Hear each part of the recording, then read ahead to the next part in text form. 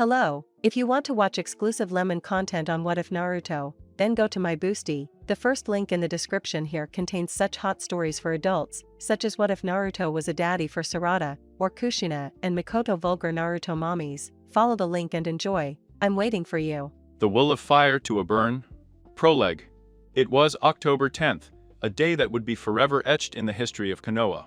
October 10th, the day the Cubino Kitsune escaped from his host Hinchiriki, and wreaked havoc all over Konoha. Thousands of lives were lost in the rampage, but their fate would not end that night. Thanks to the few new lives that have just been brought into the world. It had come down to that. The worst-case scenario, however, was that they were prepared. After all, it is common knowledge that when it comes to female Hinchiriki, her being is at its weakest during childbirth. And that is exactly the case with Uzumaki Kushina. Not only was she pregnant, but she was pregnant with quadruples. That in itself would be a problem if she wasn't an Uzumaki, but she was, and that's exactly how she survived the Kyugi. By escaping her seal just moments after she gave birth to her final child. And with that he drifted into unconsciousness. Outside the village, Namikaze Minato, the Yonda and Miokai, was waking up from unconsciousness. The last thing he remembered was sending the Kyubi Bijudama with their most feared righteous, the Iraisini. Exploiting a majority of them, mostly from the eastern side of the forest surrounding the village walls. After that, he deformed the Kyubi himself just outside the village. He recalled retrieving 3 of his 4 children from the hospital room where Kushina gave birth and setting up the altar for him. The ceiling. After that, everything turned black for Minato. After looking around and realizing that the area was almost completely destroyed, young Okage's eyes settled on the collapsed form of Sarada. Then her 3 crying children, each with an identical stamp on their stomachs. Sandai Maesama must have knocked me out and done the sealing himself, using the Fuin Shiki I taught him in case of an emergency. Minato silently thanked Irazen for making the sacrifice so she could take care of her children and watch them grow up.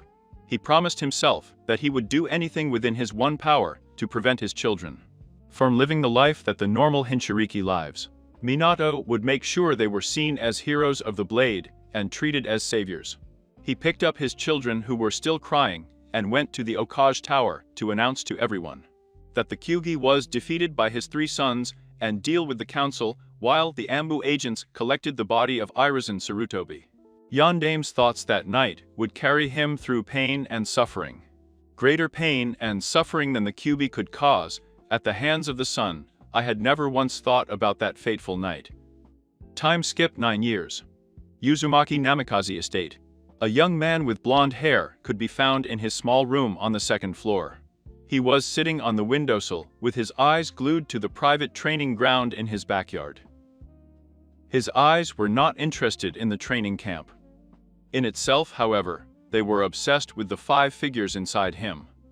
He stepped out of the shadows and headed to the rooftop so he could see more clearly. And maybe learn some things he could practice on his own later. After all, his parents had refused to teach him anything beyond after blocking their chakra at this time, while they were still actively teaching their younger siblings. The features of the child could now be clearly seen. She had sun-kissed her blonde hair in the same style as her father's, including the 2 jaw bangs and the cold gray eyes. He stood at a height of 4-2, which was tall for a 9-year-old. However, the most distinctive feature of this child were small clusters of freckles adorning his cheekbones. This guy was none other than Uzumaki Namikaze, Naruto. The Uzumaki Namikaze compound was huge, to be direct about it. It was as big as the Iuga estate, which was right next door, but there were some important differences. One of them was that the Iuga estate housed both the main family and the branch family, which equates to about 100 people in total. While the Uzumaki Namikaze estate alone, or Al, housed 6 people.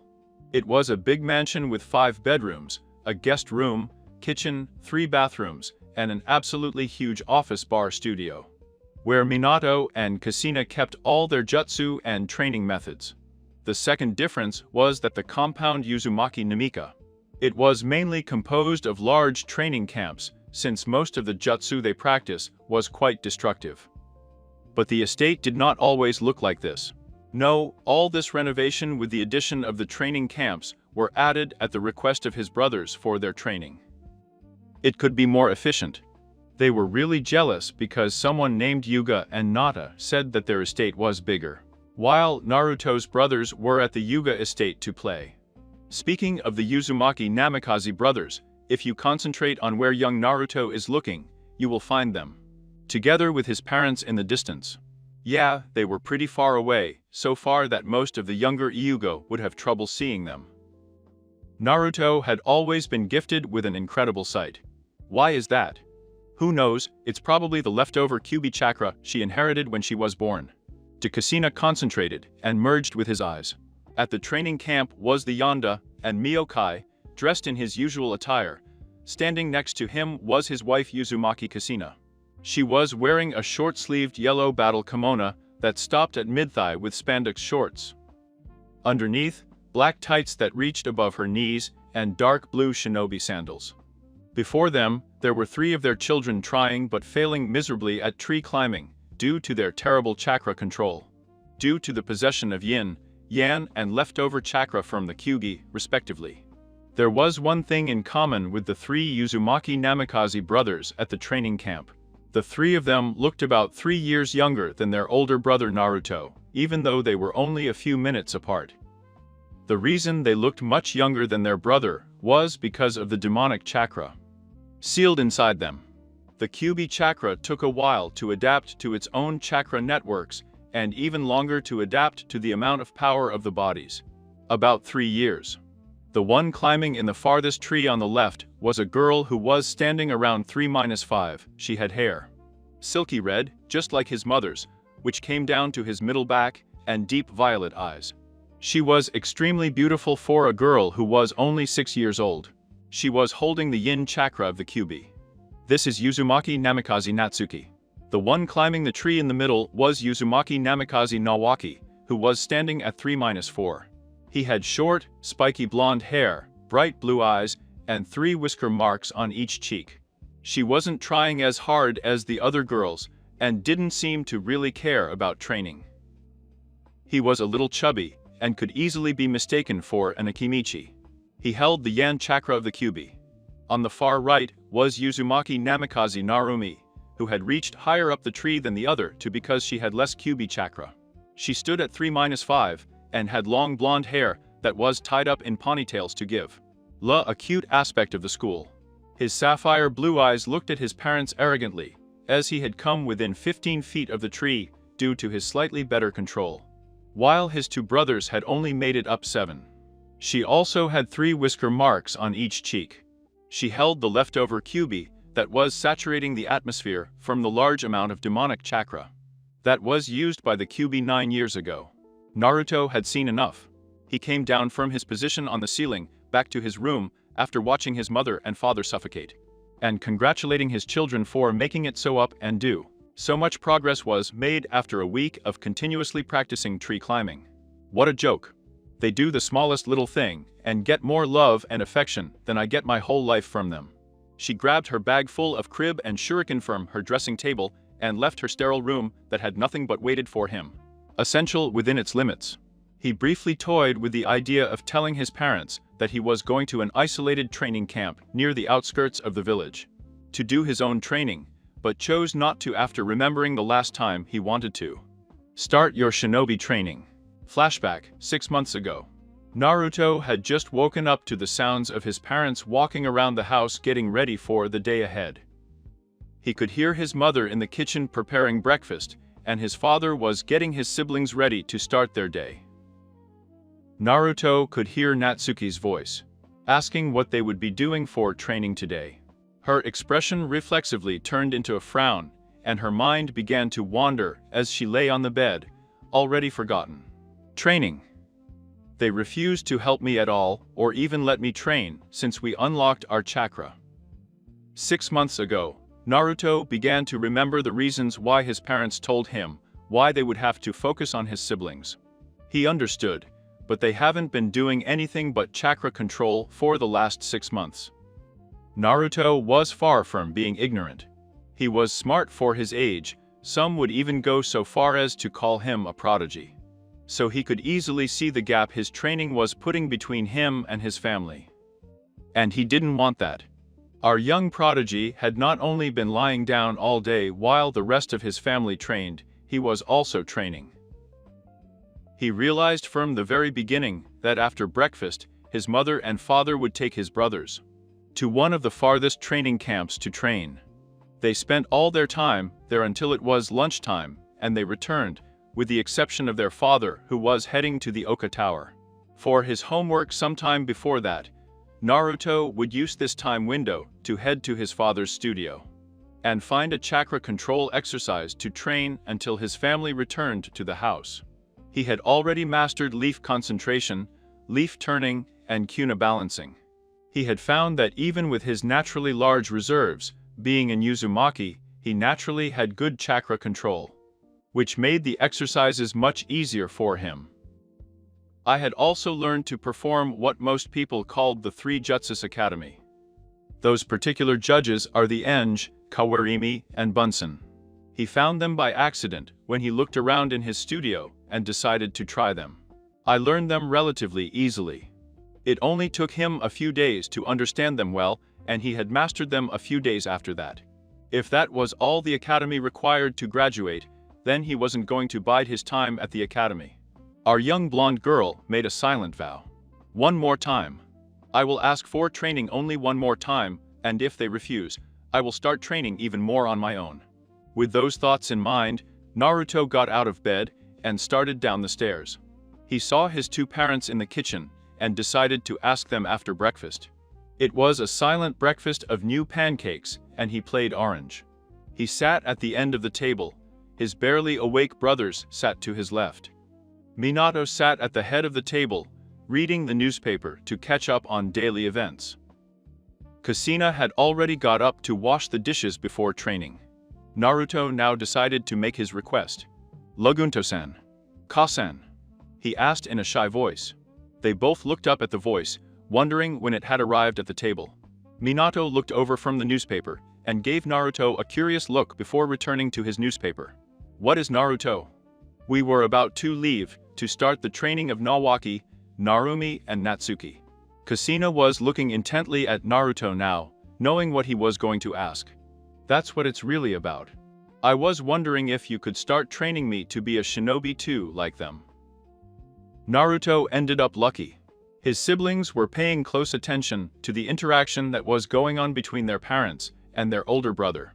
Minato and Kushina gave him a frustrated sigh, knowing that he wouldn't like the answer.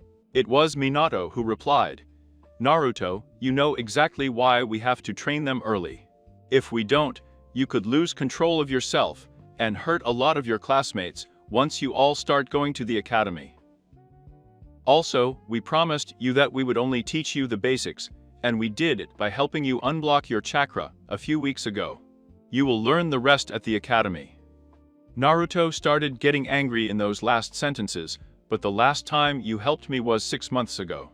I know you have to help them because of the Kyugi chakra, but all the kids in the clan start learning before they go to the academy."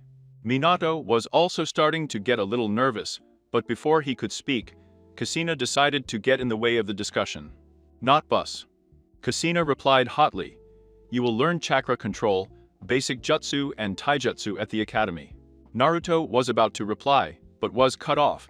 "You will listen to your father, he is the Hokage, he knows what is best for you." And he said no, and that is final. "Now go to your room and think about what we have said." Kushina screamed, her temper getting the better of her. Naruto didn't say another word, he just did as his mother asked and went up the stairs to his room. His brothers looked at the scene with a confused or sad look on their face. Don't misunderstand that Kushina and Minato didn't hate Naruto, but they had seen a lot during their careers as Shino. And they had also committed unspeakable acts. They wanted to have at least one child saved from that fate. Or at least, they wanted to let one of their children enjoy their childhood instead of forcing them to train every day. Unknown to them through these beliefs that had already begun to take him away from his perfect little family, and he would eventually come back to haunt them. The flashback ends. Naruto came downstairs and saw that his family had finished their training and were getting ready for lunch in the kitchen. He sighed, hoping they wouldn't ask where he was going. He walked around the kitchen with them, ignoring their very presence. His brothers and sisters were tired. His form completely collapsed on the kitchen table. Her mother was the only other one in the room. He was in front of the counter, preparing some sandwiches for his brothers after their long day of training. He took this as the perfect opportunity to say goodbye. She hurried to the front door. "Mom, I'm going to more." And with that he left. Kushina looked up surprised. "What? Who was that? I could have sworn I heard someone's voice just now." She looked confused to see three of her children resting their tired ways at the kitchen table. "I feel like I'm forgetting something, or maybe someone decided to dismiss that thought for now and went back to making lunch." Naruto stood in an isolated clearing not far from the Uchiha compound. He liked this place because it was quite far from the other compounds, the park and the heart of the village. He was really quite far away from everything, so it was unlikely that anyone from his family would catch him training, let alone anyone in general. This was one of his most favored areas to train. So Vika-san used her chakra to climb a tree. This is probably the tree walking exercise I read in Taozin's study. From what I could gather, I need to find out the necessary amount of chakra required. Too much chakra, and I'll get blown away, too little chakra, and I won't stick to the surface of the tree. He looked at the tree, determination flashed in his eyes, and he took out a cradle and from his bag of weapons to mark his progress. He began to gather chakra at his feet and ran to the tree. A teenager, about 18 years old, had been sitting high up in a tree above the clearing, watching our young blonde making amazing progress with the canal. Walking from the tree, he had untamed, wild, and somewhat curly black hair. He was wearing a long-sleeved black shirt, which was common between Konoha's shinobi outfit and the vest of a dark green hounen. Her idiot was tied around her forehead, lifting her hair even more. He had been walking back to the Uchiha compound from another successful mission, and decided to detour when he heard the sound of footsteps, a cradle and cutting something and gasping. He decided to satisfy his curiosity and shone on a tree in the clearing once he saw the child. As far as I could tell, the boy had just started walking up the tree today, and I was almost halfway up the tree. The panting boy looked familiar for some reason, so he decided to watch for a while. That's exactly when the boy passed over his other marks and reached the middle. It was then that he saw the boy slip away to wait. Blonde hair, and with that haircut. That's not the son of the yondaime. I have to hurry up. Little did I know that the child did not slip and was not out of the chakra. As soon as he started moving, he felt a barrage of shuriken coming his way and had to shunsin it to the other side of the clearing. The child came to the ground and took out a crib and from his bag of weapons, who you are and what you are here for.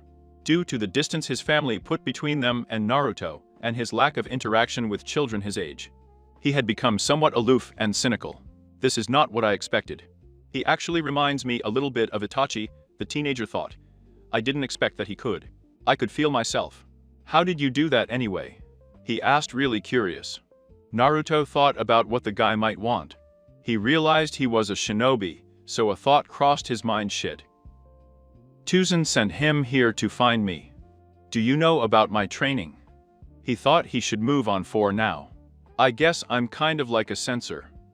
I could feel you the moment you came to this clearing. I answered your question, now it's your turn to answer mine, Naruto replied in a cold but demanding tone. Yeah, he definitely reminds me of teenage Itachi, he mused to himself as he activated his Sharingan and smiled. You're Naruto, right? My name is Shisui Kid, Uchiha Shisui. I was on my way back to the Uchiha compound when I saw you training. Why are you here anyway? Shouldn't kids your age be in the academy? Shisui noticed that his emotionless gaze turned into a frown. I'm not enrolled in the academy. And I won't be given the opportunity to do so for 3 more years. The curious raven-haired teenager was immediately replaced by one of confusion after he had processed the information and tried to come to a based conclusion. Past in that statement, why is that? Most clan children join the Shinobi Academy after they turn 9. That is unless they are specifically being prepared and trained for the duty of the clan heir. Naruto let out a dry laugh that sent a shiver down his spine. By Shisui's spine, for some unknown reason, I assure you that's not the case. In fact, the title of clan heir will probably be given to one of my brothers once they reach my age. And that's also the reason why I'm not in the academy yet." After a moment of silence, Shisui was about to speak before Naruto raised his hand. "You know of the circumstances dealing with the correct sealing?" Shisui nodded. The demonic chakra can take years to fully assimilate into a Hinchiriki's body.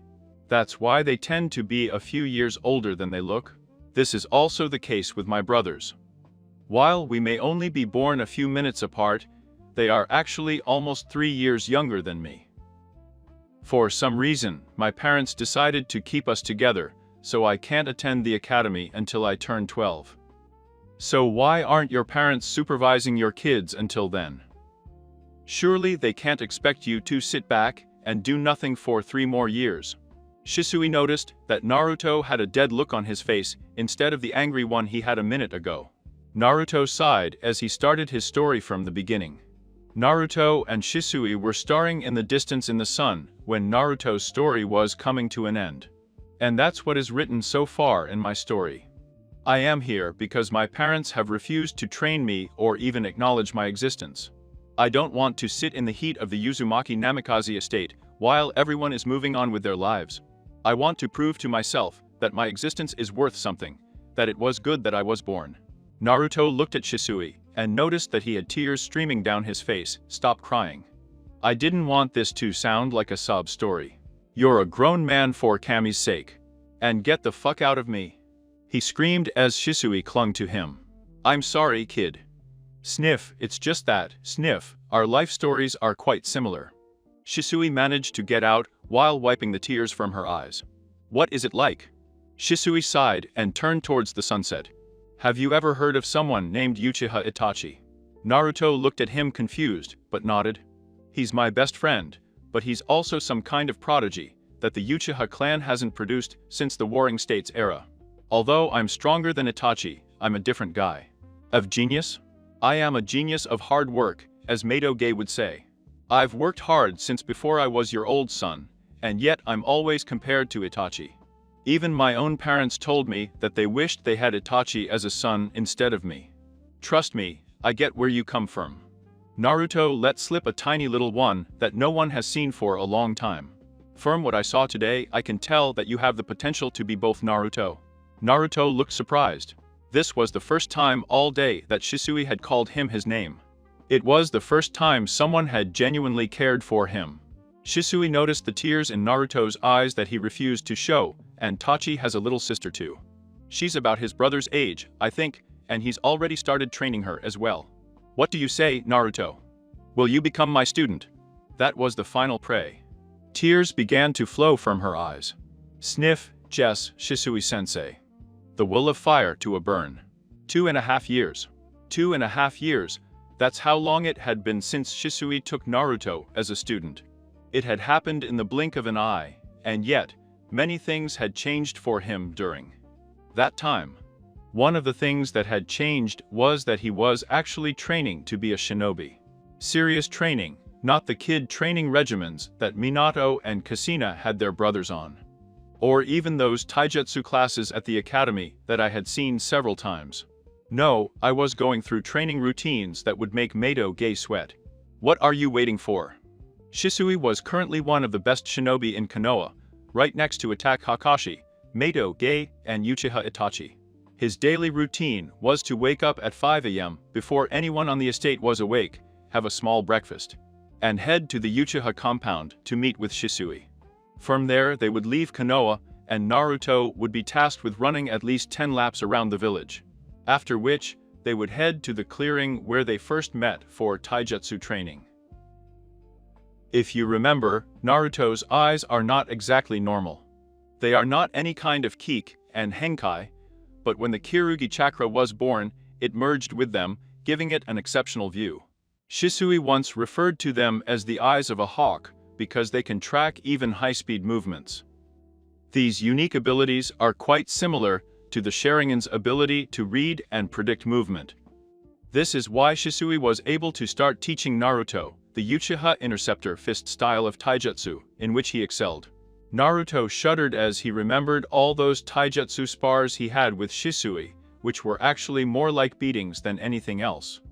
They usually finished their taijutsu training around lunchtime, so they usually took a break and had something to eat. They would head to the Uchiha compound for some homemade food, or they would head to the village and stop at a sushi bar that Naruto had taken a liking to. They stopped at Ishiraku once for ramen, and ironically he didn't like the stuff very much. After lunch, they would return to the clearing for ninjutsu or genjutsu training. They switched off between the two every week. He usually returned to the Uzumaki Namikaze estate around 7 p.m., where he would have dinner, and head to his room to study or meditate. In the days when Shisui had missions, Naruto would usually practice his Gukijutsu instead of ninjutsu or genjutsu, and practice his taijutsu tastings in the morning instead of training. He had never been very interested in weapons, so kenjutsu was immediately eliminated from his training regimen after he had learned the basics. He even disliked using shuriken and kunai, but they were essential for every shinobi. He started in bukijutsu early so he could move on to other aspects of his training. He had become so precise with his kunai and shuriken that they could rival most hounen. Ninjutsu and genjutsu were Naruto's two favorite shinobi arts. Ninjutsu, because there were so many different types of jutsu, and like most of the figures that were known throughout history. Because of his sensei's specialty, one of the first things Naruto was taught was shunsin. Not just any kind of specialized shushin shisui, where it just disappears in an instant, not so different from the irasen. I love genjutsu because the possibilities were almost limitless. Over the years, the blonde had become a little sadistic and enjoyed the idea of torturing a person's mind. For several reasons, he excelled in these two areas of shinobi art specifically. The second thing that changed was his relationships with people outside of his family. He has always been rude and unreliable with people who want to be his friends, especially when he would be at the park with his siblings or even alone. It was not difficult to say that many of the children in the village wanted to become friends with him, just so that they could get closer to the village saviors. That was a main reason why he did not try to approach strangers. Before meeting Shisui, he made a friend, Inuzuka Anna, the former heiress of the Inuzuka clan. The former heiress was the key word there because she has a younger brother, Inuzuka Kiba, who turned out to be friends with the three younger Uzumaki Namikaze. The fact that their siblings were friends and that they were in the same boat when it came to family relationships was what gave them the opportunity to connect with each other and become good friends. In a family dominated by alpha males, females are often vetted by their family to raise the perfect pack leader. Anna's mother, Inuzu Katsum, also wanted to keep her and her brother together, as they were only 2 years apart from each other. Therefore, Anna would not enroll in the Shinobi Academy either, or at least not until Kiba turned 9. This didn't mean that she was careless as much as Naruto, but it was enough for him to open up to her. After that, they were often seen together around the village or at the Inuzuka compound. Besides her, he is still more or less the same way with people. But that didn't stop him from making a handful of friends, even if he wanted to.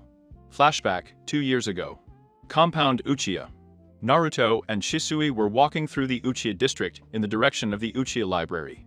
The young Rupee gave her sensei a questioning look. I know you're an Uchiha, that's obvious, but I'm pretty sure his jutsu library was made by Uchiha for Uchiha. I don't think they take themselves very kindly and strangers learning all their jutsu.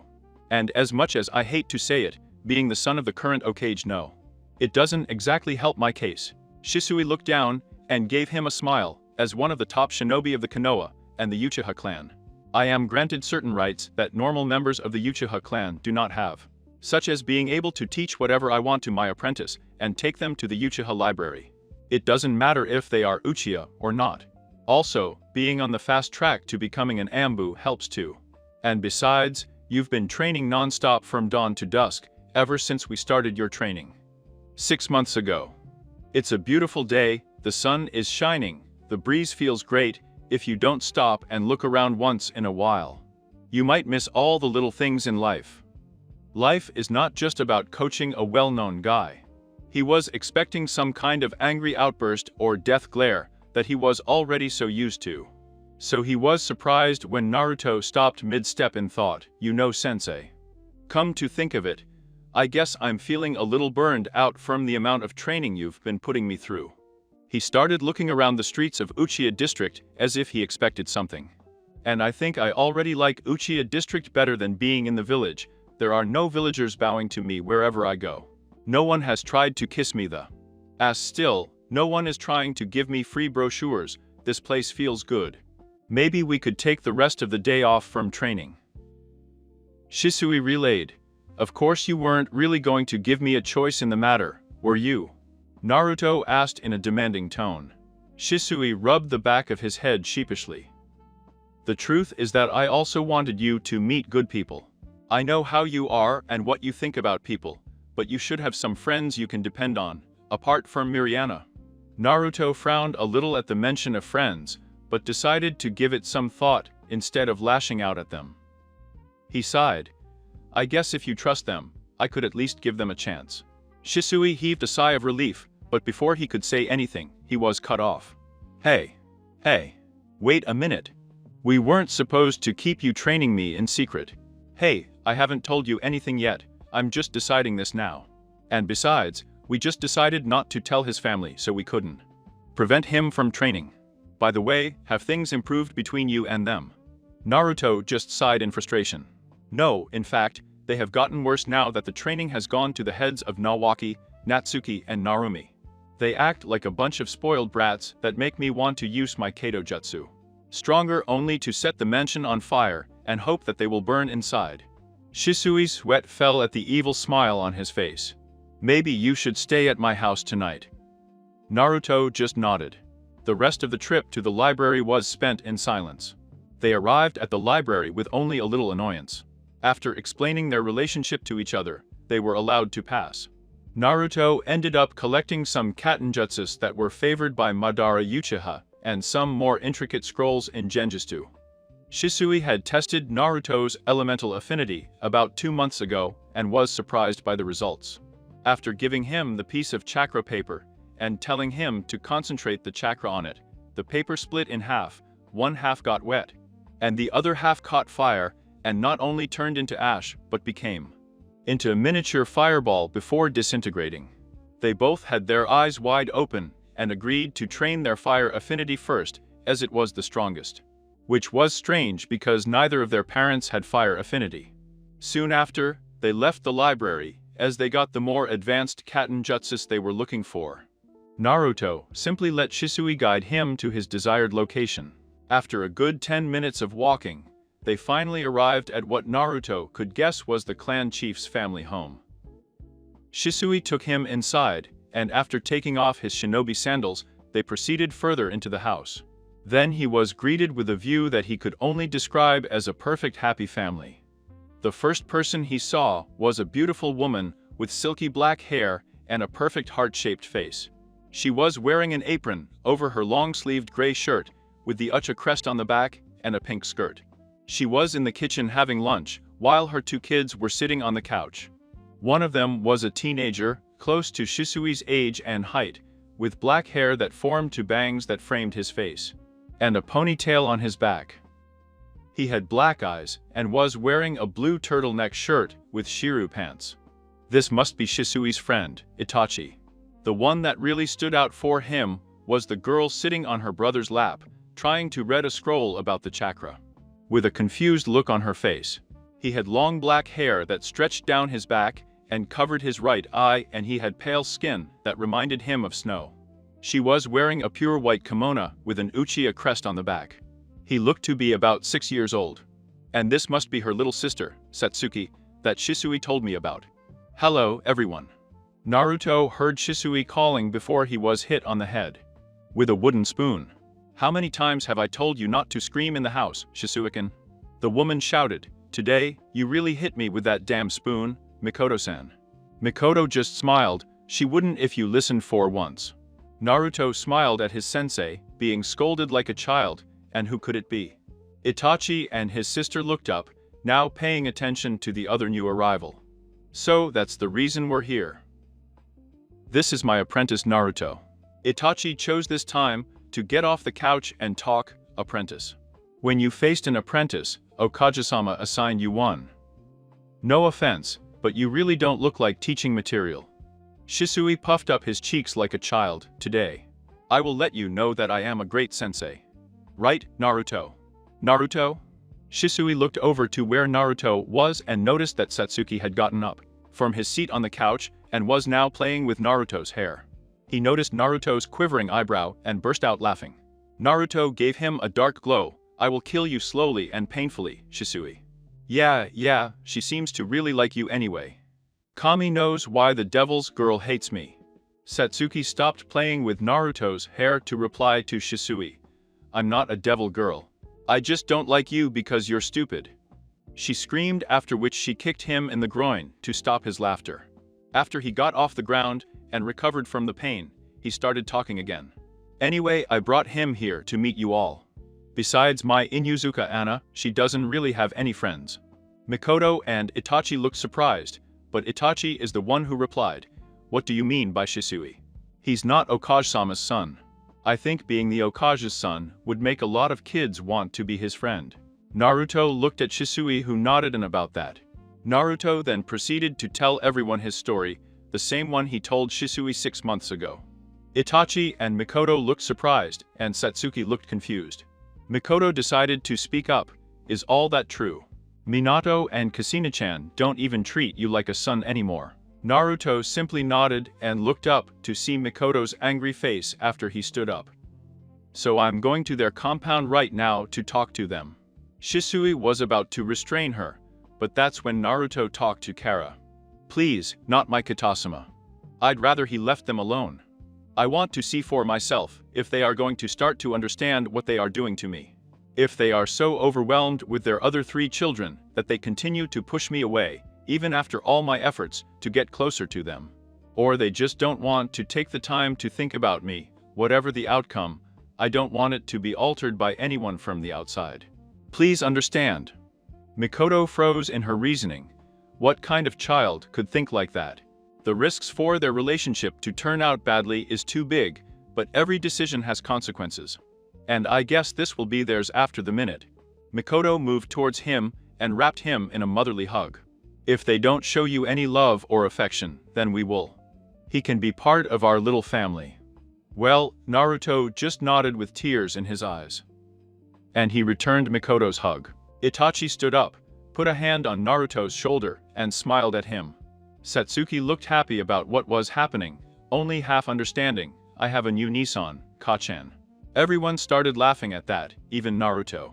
Shisui was watching the whole scene, with a smile on his face, succeeding in what he came here to do. The flashback ends. Compound Uzumaki Namikaze. Naruto had just woken up from his room in the Uzumaki Namikaze compound. It needed to be specified because in the last 2.5 years, Naruto has spent most of his time at the Uchiha compound, sometimes even going as far as having dinner and spending the night in Satsuki's room.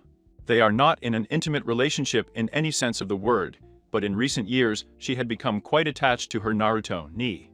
And Naruto had grown to see her as more of a sister than her blood-related royal family. Speaking of family, they had become even more separated in recent years. Both Natsuki and Nawaki had entered one-tailed states before and had lost control of themselves, destroying most of the training camp they were in the process. That only resulted in their parents paying even more attention to them, and not just during training. No, even during the family outing, when the 6 of them entered the village, everything was always about Nawaki, Natsuki, and Narumi. How did they want new workout equipment, or did they want a new toy, or even what flavor ramen did they want? Completely disregarding the request of his objections from Naruto. They didn't even know that ramen was one of the blonde's least favorite foods. Naruto quietly got out of bed and got dressed. After all, it was his day off from training. He opened his bedroom door and went downstairs. Naruto noticed that it was around 9 a.m., so his family should be finishing breakfast and heading out for their morning workout. It was these observations that brought him back to his thoughts about his family. The first was his father. He almost never had contact with Minato anymore. Naruto usually left the house early in the morning to spend the day at a friend's house, or at least that's what he told his parents when asked. And Minato spent most of his time training Naruto's brothers or in the tower or cage doing his usual homework. Naruto usually saw him at dinner, but he usually only talked to Kushina or his other 3 children about how their training was going. His thoughts then turned to Kushina. The situation with her was practically identical to Minato's. Although due to his very annoying temperament, in Naruto's opinion, he often scolded him for being late or for missing dinner. This often ended with her asking Naruto why he couldn't be a perfect boy like his brothers. This normally should have left a pain in the chest, but he stopped caring about such childish comments from them a long time ago. The next one was Nawaki. Now, this little cockroach was someone Naruto could tell he really hated. He started out as a sweet child, but after years of his parents spoiling him and giving him everything he could ask for, he believed he could do no wrong and was spoiled to the core. He believed that he was Kami's gift to the world, not to mention their superiority and god complexes. And Tsunade adoring him every chance she got didn't help. Because of this, he became lazy and expected everything to be handed to him. Tsunade completely adored Nawaki and even gave him additional training. This was all because Minato and Kushina decided to name him after their brother who died during the Third Great Shinobi War. Speaking of Tsunade, Naruto hadn't even talked to her. The next one was Narumi. He often bragged about how he was training and Naruto wasn't. She thought she was better than everyone else just because she was a Hinchuriki. The silly girl had no idea how Hinchuriki are usually treated. Narumi was a daddy's girl, believing that she couldn't do anything wrong, and that's why she thought of Naruto as the loser of the family. Because he was the only one who wasn't being trained. Natsuki was a strange case. She used to be a bit of a brat, but now she seemed indifferent to him. She had some kind of high and powerful personality holier than thou, which he found annoying, but at certain moments, he could believe that she cared about him or Naruto. Usually, it was you this time. It was this voice that brought him out of his thoughts.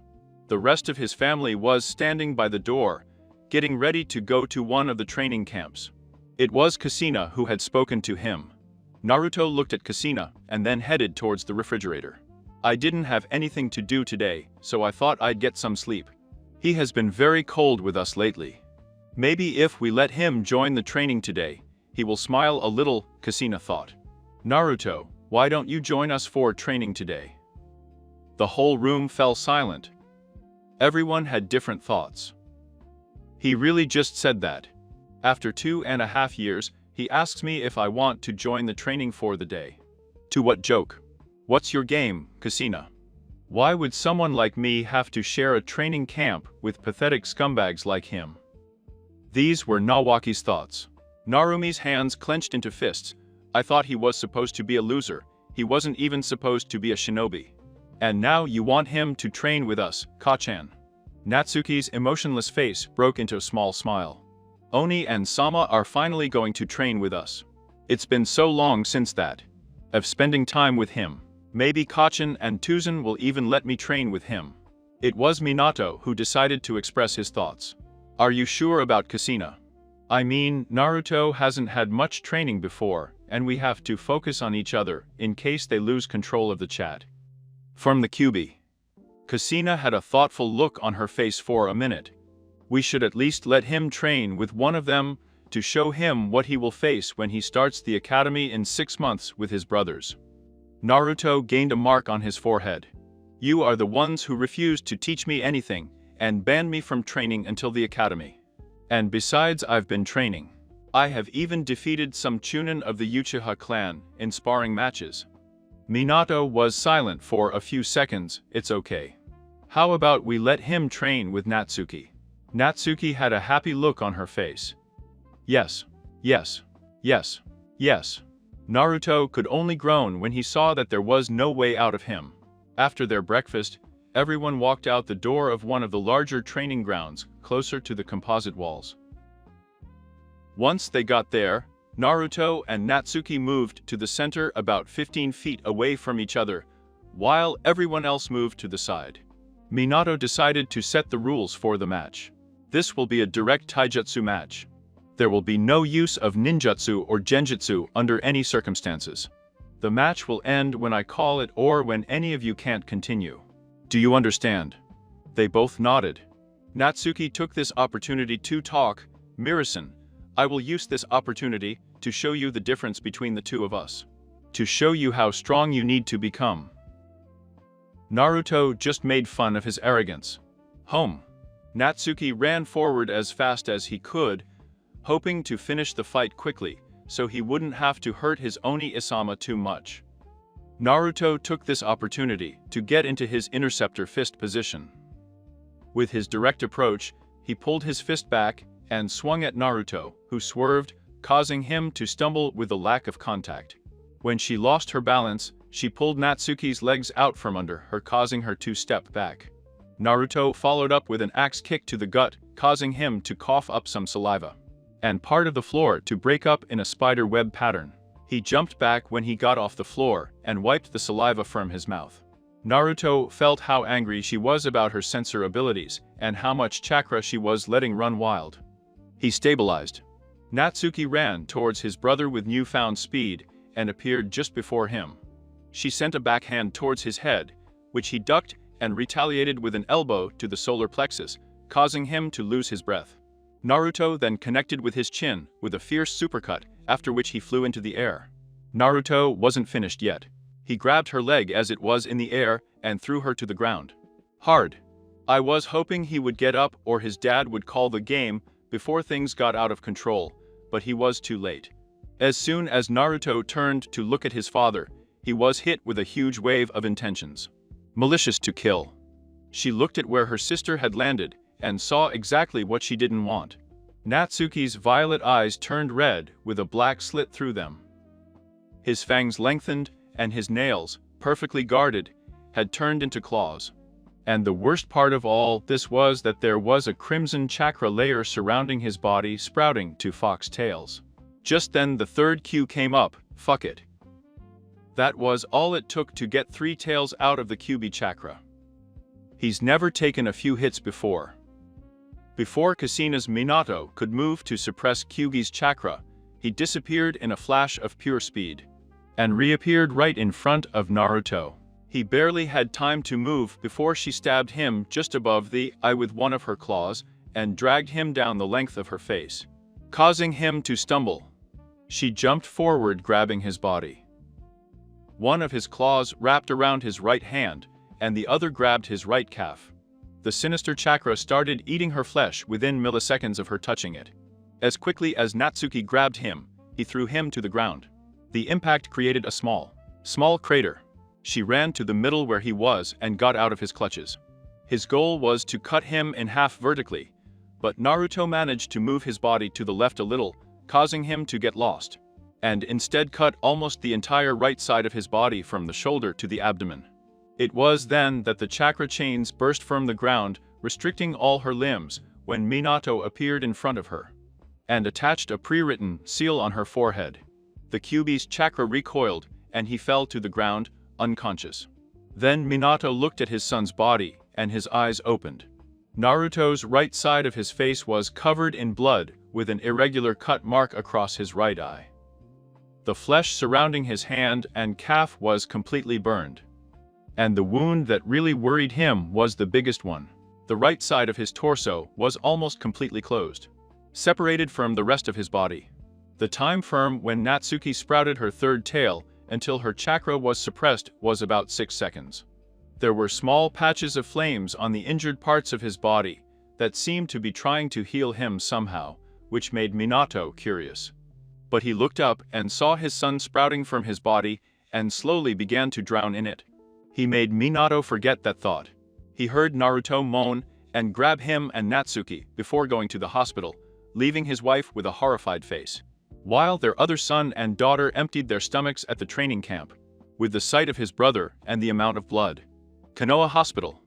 After seeing the condition Naruto was in, he was immediately rushed to the emergency room to be operated on by Tsunade. He may not have liked the woman very much, but she was a damn good doctor. With the condition Naruto was in, he should have been unconscious due to the amount of blood loss. But he had been awake for the last 3 hours. He was even awake when Minato dropped him off at the reception, and he was taken away on a stretcher, while his father went with another nurse to take Natsuki to another hospital room. I can't blame him this time. I guess he's probably checking to make sure the seal is still holding Naruto. Now he understood a little better why his parents were so focused on his siblings, but then his face contorted with rage. But he almost finished dying. Them. They've probably finished watching it already. The least they could do is be here for me. Just because they understand him doesn't mean he has to forgive. With those thoughts, he drifted into unconsciousness. It was a beautiful day in Kanagakure no Sato. After all, they were living in a time of peace. Every day was beautiful, the sun was shining, the birds were singing. And there was a relaxing breeze that just made you want to take a nap under one of the abundant trees that Konoha was so famous for. It was almost like any other day in the village, almost. Namikaze Minato was not having a nice day. It had all just started with a simple spar. The first thing that went wrong was that Kushina had asked Naruto if he wanted to train with them during the day. Of course, Minato was against it at the time, but if he had expressed his opinion, he probably would have been at the end of the temple. Kushina's temper and most likely a beating. The next one was that Naruto was actually winning the spar when he hadn't been trained, while his daughter, who had gone through the daily training for the last 3 years, couldn't even touch it. That brought more questions. How could I be so advanced in taijutsu already? Have you been training all this time? No. Naruto is not smart enough to know how to train on his own properly. He probably just picked up a few things when he saw his friends. Minato thought for a minute. Who were his friends again? Oh, that's right, he usually spends time with Inuzuka, Kiba's older sister. But it looked like he was using Lucia's interceptor fist. Fugaku has a younger daughter, right? Maybe Naruto is friends with her. Yeah, that has to be it. Their thoughts about Naruto ended there and they were called back to your daughter. This was the second time I had lost control in the last 6 months. In reality, none of his children were relatively close to being able to control or even use the Kyuubi chakra without going crazy and trying to destroy anything in their ways. They had been training their children to try to control the Biju, but it seemed like that was never going to happen. Since none of them inherited their mother's chakra chains yet. What went wrong? It was just a taijutsu spar that I shouldn't have even been using chakra, let alone the Kyuubi. They need more training. They can't lose control of themselves every time they take some hits. I knew we shouldn't have let Naruto train with his brothers. We needed to focus only on others so that situations like this don't happen. He couldn't help but remember the scolding he received from Kushina when he arrived at the hospital. And he couldn't even tell her what condition Naruto was in because he was checking Natsuki's seal. Kushina understood why Minato was checking the seal instead of getting information about her son's condition. But that didn't mean she couldn't be upset with him after her son almost died because her daughter gave in to their negative emotions. That only solidified the fact that they should focus entirely on training their children to resist the Kyuubi, so that they don't hurt anyone they care about again. And this time, it was much more serious than the others when they had just destroyed the training camps before. To be restricted. No, this time, one of them had almost killed his brother. Not to mention the fact that this was the furthest any of them had ever gone with the Kyuubi chakra. 3 tails. 3 fucking lines. That's just 1 Q before the Kyuubi starts to take over of your body and the chakra begins to devour your skin. We can't let this happen again, it's too dangerous. The whole village could feel the malicious chakra of the Kyuubi, and they were in mass panic. It was nowhere near the oppressive terror that so many had felt that night more than 11 years ago.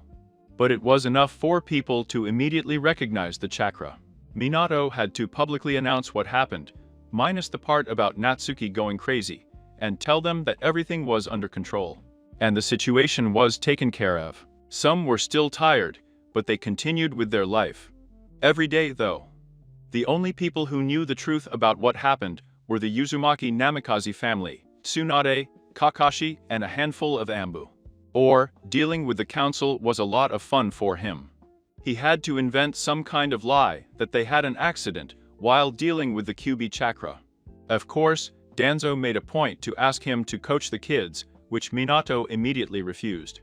Minato then remembered what Tsunade had told him just a few hours ago, after his conversation with Kushina. And dealing with the village and the council. Flashback, tomorrow. Minato had just finished dealing with the council when Tsunade called him back to the hospital to inform him about her children's condition. Tsunade, how's Natsuki doing? She didn't suffer any repercussions when using the Kirugi chakra, did she? His mind had been on Natsuki all morning, due to having to check the seal, thinking about her getting into a three-tailed state, and then he had to talk to the village and the council about her, so he worried about her well-being. Tsunade just got up and gave up, but she replied to him, however, Natsuki is fine. She is suffering from chakra depletion and torn muscles from overexertion in her curved state, but otherwise she is fine. Although I should probably spend the night in the hospital just to be safe. Minato let out a sigh of relief. He was worried that if a lot of Kyugi's chakra got into his chakra coils at the same time, then it would start devouring his chakra network. He was glad that that was not the case. Tsunade lifted the clipboard she had in her hand so she could read it. Naruto, on the other hand, Minato's face instantly turned pale as he remembered the state his son was in, and cursed himself for forgetting how serious his injuries were. Naruto's situation is much worse than it seemed. The operation was a success, and we managed to stabilize him, but not all of his wounds could be solved with medical ninjutsu alone. The entire right half, from the trapezium to the middle of the abdomen, was almost completely cut off. We managed to repair all his organs, internal damage, and even close the wound. He will need immense physical therapy before he can use his right side again, unless some kind of miracle happens. Next to those burns he got.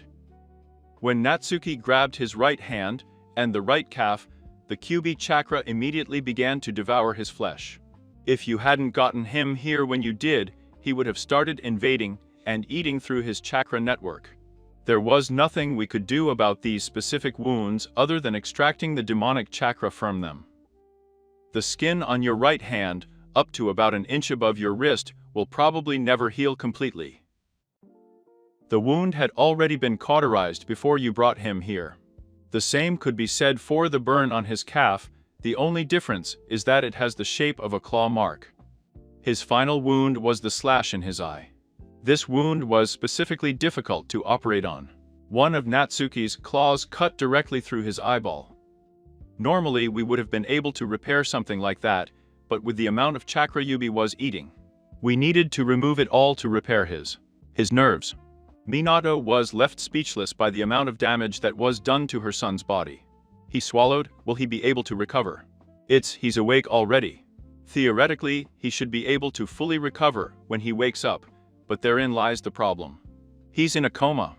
We don't know when he will wake up, or even if he will wake up. A look of shock was evident on Minato's face. He did not even reflect on the possibility that Tsunade could not solve all the problems of the young Okage, and that a big happy family would not leave the hospital, or at least in Minato's mind. Little did he know what was going on in Naruto's mind as they talked. End flashback. Naruto's mindscape. What the hell is going on? The last thing Naruto remembered was being operated on in the hospital, losing consciousness, and then the flames. A huge amount of flames, felt dizzy, and woke up. In this wasteland mounted in the war in a body that was not his. It felt like I was seeing everything from someone else's perspective. He would do everything that person did. He would feel as if he was himself talking while this person was talking. I could even hear this person's thoughts. As far as he could deduce, he was in a different time period within his own mind. A time long before the formation of the hidden villages, or even before the time of the warring states. This was long before that. This was an era when only 3 people could handle chakra. The first was this man's mother, Otsutsuki Kagaya. The second was his brother Otsutsuki Agoromo, and the third was his other brother, Otsutsuki Amura. The body of the man he was trapped in was known as Otsutsuki Ace, and he was the only one of Kagaya's children, born without the body to handle the chakra. As far as Naruto could understand from Ace's thoughts and the conversations he had, Kagaya was the progenitor of the chakra. He gained this ability by eating a strange fruit that he had picked from the Jinhu tree. Naruto found it strange that a fruit was the cause of the chakra that every person possessed in his time. But he quickly got used to the idea, as he had seen stranger things happen. It was the one Ace got up and looked at himself in the mirror. What Naruto saw surprised him a lot. Ace's reflection looked like an earlier version of his own. The first thing Naruto noticed were freckles in the same area as Naruto's, on his cheeks in small clusters just below his eyes. Naruto had always found them childish. It was strange, no one in his family had freckles, and yet somehow he had to have inherited them from somewhere. The next thing I noticed were his eyes. They were the same shade of cold gray. This was not too surprising, since it was not exactly a rare color. But it was strange, Ace's mother had the Yakugan and the Rinnegan, just like his brother, while his other brother had the Rinnegan. Even if Ace didn't possess chakra, he should have inherited at least one inactive Vilikugan or something. Then he saw her hair. Ace had naturally parted with the black hair that framed his face and refused to cover his forehead. It was Yola coarse and fell to the bottom of his neck on the back. It was reminiscent of Naruto's own hairstyle when he purposely didn't nail it to his father's hairstyle.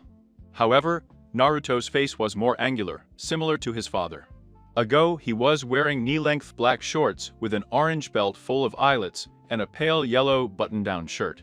He was also wearing an orange cowboy hat with two smiles, a smiley face and frowning, that were connected by red beads. Two long side struts came down from his hat and found in a locket of a bull skull on his chest. She was wearing a red beaded necklace around her neck. Their attire was very different from the dress of the other Otsukas who usually wore traditional robes. Of course, he had his trademark tattoos. The first one read vertically to C with the crossed out S on his left bicep.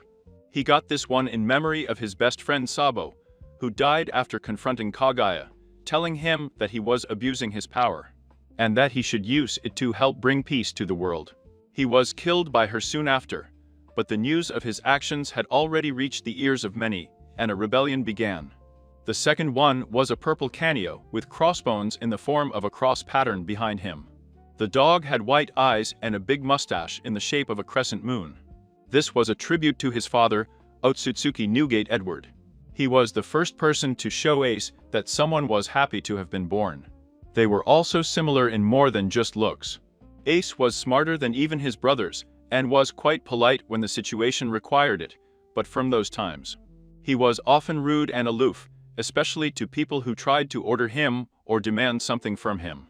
However, he was always in the shadow of his mother and even his brothers.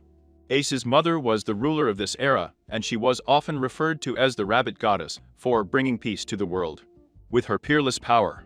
However, after she gave birth to triplets, her power began to cloud her judgment, and soon, she resorted to trying to control humanity by force, and people began to see her as a demon instead of a benevolent goddess.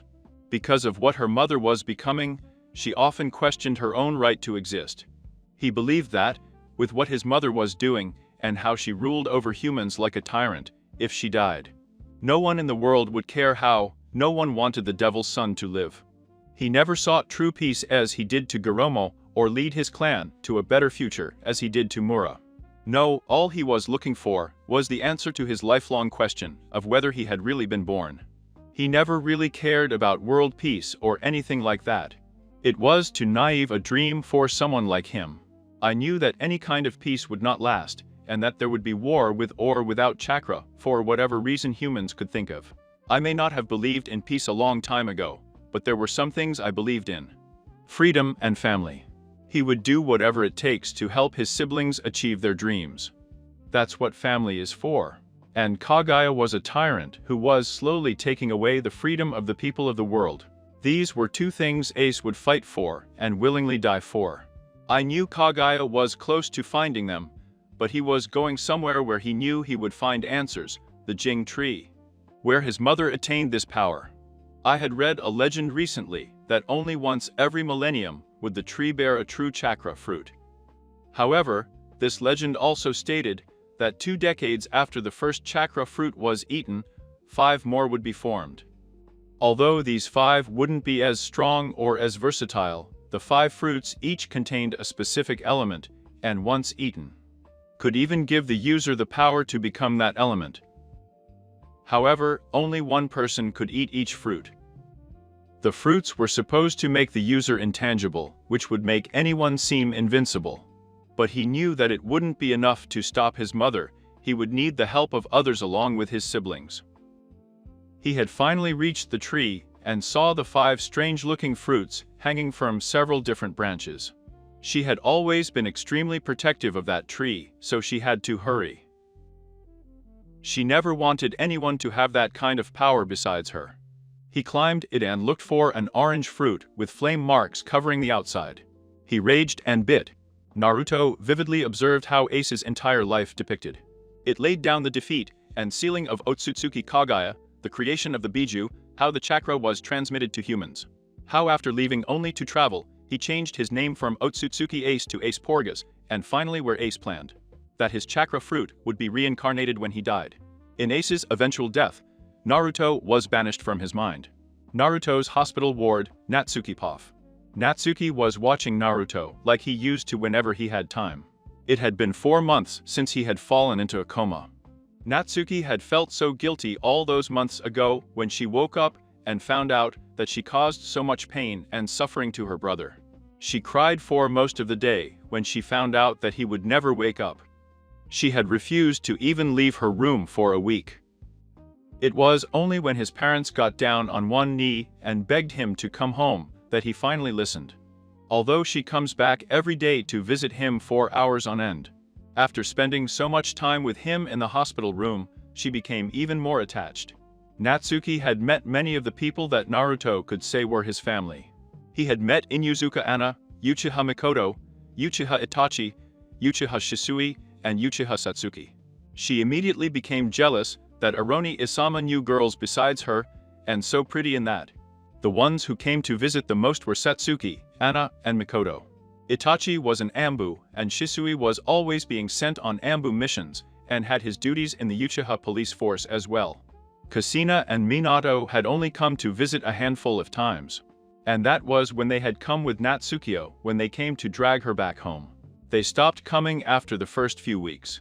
She and Anna became friends after a few months, while Mikoto wanted nothing to do with her at first, due to how Naruto's family treated him. But Mikoto decided to give the girl a chance, and now they could have a civil conversation. She and Satsuki didn't get along at all, mostly because Satsuki had decided that Natsuki didn't deserve forgiveness or love from him nor Naruto. For anyone watching the two, they would only see a cat fight between 2 little girls with huge complex siblings. Natsuki pulled herself out of her thoughts and looked at her brother's motionless form. He had a sad smile on his face. Oni Isama, I hope you wake up soon. Okage Tower. Minato was sitting at his desk finishing all the paperwork that had accumulated during the week.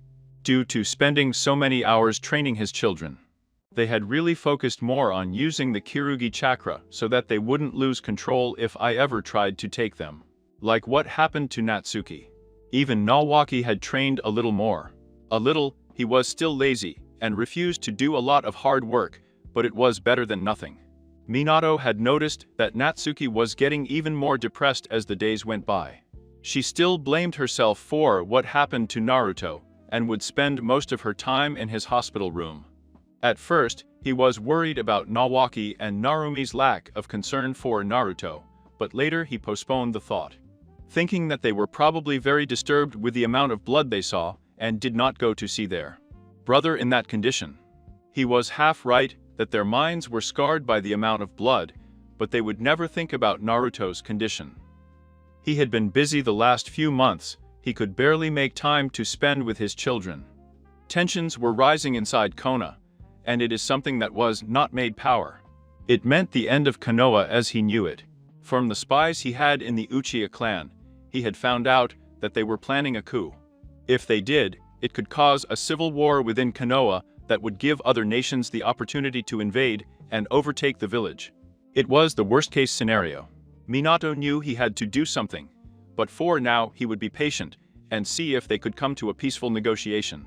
The Uchiha were one of the founding clans of Konoha, but over the years they had lost power and influence. One of the causes was that night more than 11 years ago, when the Kyuubi escaped from its being. There were many eyewitnesses who claimed that they had seen the design of the share and eye in the Kirugi's eyes, suggesting that sometime after his escape, he was captured under the control of an Uchiha and used to cause the massive destruction and death before it was resealed. If it really was the Uchiha who were responsible for that act of terrorism on the blade and were dealt with accordingly. But Minato's spies denied all knowledge of any Uchiha wielding an eye strong enough to control a Biju. The last person to be able to completely subdue a Bijulu with visual dexterity alone was Madara Uchiha, and he was killed by the Shodai Myokai after his betrayal. However, it cannot be confirmed or denied that the Kyuubi were being controlled, and yet the Uchiha slowly lost all their political power and were segregated just outside Konoha. It did not help the village cause that every updated Okage has brought to the village according to Senju's ideals. The Okage Shadame and Nidame were Senju by blood and helped found the village and make it what it is today. The Sandame Okage was the student of Senju Tobirama, the Nidame Okage, and was also trained by Senju Esirama, the Shadame Okage. After being trained directly by two of the previous Okages, Sarutobi Irizen adopted many of their principles and beliefs. The Yandame Okage, Namikaze Minato, was trained by Hiraya, one of Sarutobi's most prized students, and one of the Sannin. All the Okages had led the village with the beliefs of the Senju, always trusting in their judgment. After years of being oppressed, they had finally reached their breaking point, and there would be no turning back. Minato snapped out of his thoughts as he felt someone land on the roof outside the office and climb up through the window. "Sensei, I didn't expect you to come back so soon. I would have thought that you would at least stop by the hot springs for a few hours to investigate." The wise sack let out a laugh. Normally he would, but the information I have is too important. Minato's face lost all its joy from before. The toads summoned me to Mount Myoboku a few days ago. They came to me with a prophecy. Minato immediately remembered how seriously toads take their prophecies. The previous one that Hirai already believed was about him and how he would bring peace to the elemental nations. It has not yet been believed that he would do it one day. What did Sensei say? Jiraiya closed his eyes as he remembered what the prophecy was. "I was told that, a child born of great power, but with memories of yesteryear, will pave the way to a new era of peace. Whether you walk the path of light or you are forced. By stepping into the darkness, you will determine what the future will hold. Their predecessor has already burned the path for them, but it will be his will of fire that will determine whether they will walk it or forge their own." Minato, I think the child the prophecy is talking about is Nawaki, Narumi or Natsuki. I would like to let him sign the toad contract on your birthday. Minato looked surprised. "Are you sure they're ready?" "And they've already signed Tsunade's slug contract as well. A person can even have two contracts at the same time." Jiraiya simply nodded. "I've already talked to Tsunade about this. She and the slugs agreed, so it should be fine. Besides his birthday, it's still 2 months away, and they're starting the academy a few weeks later, so it'll be perfect." Minato looked excited for the first time in weeks. "It's okay, I'm sure they would love it. I think I'll teach them how to summon after they start the academy." Hirai already nodded and went out the window to investigate. Minato could laugh here as soon as he left. Few knew that they couldn't be more wrong about the prophecy. Naruto's hospital ward. It was dark, almost midnight. Visiting hours ended a long time ago, and you could only see nurses working the night shift at the hospital. Although if you were to look in one of the rooms, you would see a skinny, fragile-looking blonde stirring. His fingers twitched from time to time. Moans were heard escaping from his mouth, and his breathing became irregular. Then there were flames. Orange-red flames surrounded his body, and he began to glow. After the flames disappeared from sight, anyone would be surprised at what they saw. Gone is the thin, fragile frame that looked like it would break if you pushed it over, and laid down a tanned muscular blonde, who looked like she didn't have an ounce of body fat. Naruto slowly took off the oxygen mask that was connected to the life support and tried to open his eyes. The keyword was tested because there were bandages covering his forehead and the entire right side of his face. He unhooked himself from all the machines, threw himself to the side of the bed, and sat down. The first thing he noticed when he opened his left eye was that almost his entire body was covered with medical bandages. He realized that he was in a hospital room, and his mind tried to find the possibilities of why he was there. It was then that the flashes of his fight with Natsuki made their way into his mind. Oh yeah, Natsuki lost control during our match and almost killed me. I guess living someone else's memories in fast forward messes with your memory a bit. Were they really correct? Of course they were real to be any kind of dream. I must have been out for a while if I was on life support. That's when he headed towards the bathroom to see why he had all those bandages. Naruto slowly got out of bed and stumbled a little due to not walking for so long. After a minute or so, she managed to recover and went into the bathroom and looked at herself in the mirror. What he saw made him realize that his first assessment was correct. The entire right side of his body was covered with bandages. Naruto then noticed the length of her hair that had grown considerably and looked like a hairstyle that Yukiya Madara had favored. He pointed out that what he had were only medical bandages so that any wounds he had received under them could breathe and heal over time. He closed his eyes and prepared for what he would see. Not wanting to draw any conclusions until all the bandages were off, he proceeded to unwrap them with his eyes closed. He unwrapped the last of the bandages and let them fall to the ground at her feet. She opened her left eye, for some reason her right did not open, and stood in front of the mirror, up to the body. With a simple expression. Words. His mind was blank, and he couldn't even form words for a minute. The first thing he did was to approach the mirror and forcibly open the covers of his right eyes with his index finger and thumb. It was then that all her worries were confirmed that her eye was gone. Naruto removed his fingers from his face and focused more on the big scar over where his eye used to be. He traced his hand over its length and laughed dryly at its design. The scar itself reached from his middle forehead on the right side of his face and spread across his eye. And ended on the right of his mouth in a lightning pattern. Yeah, a fucking lightning bolt.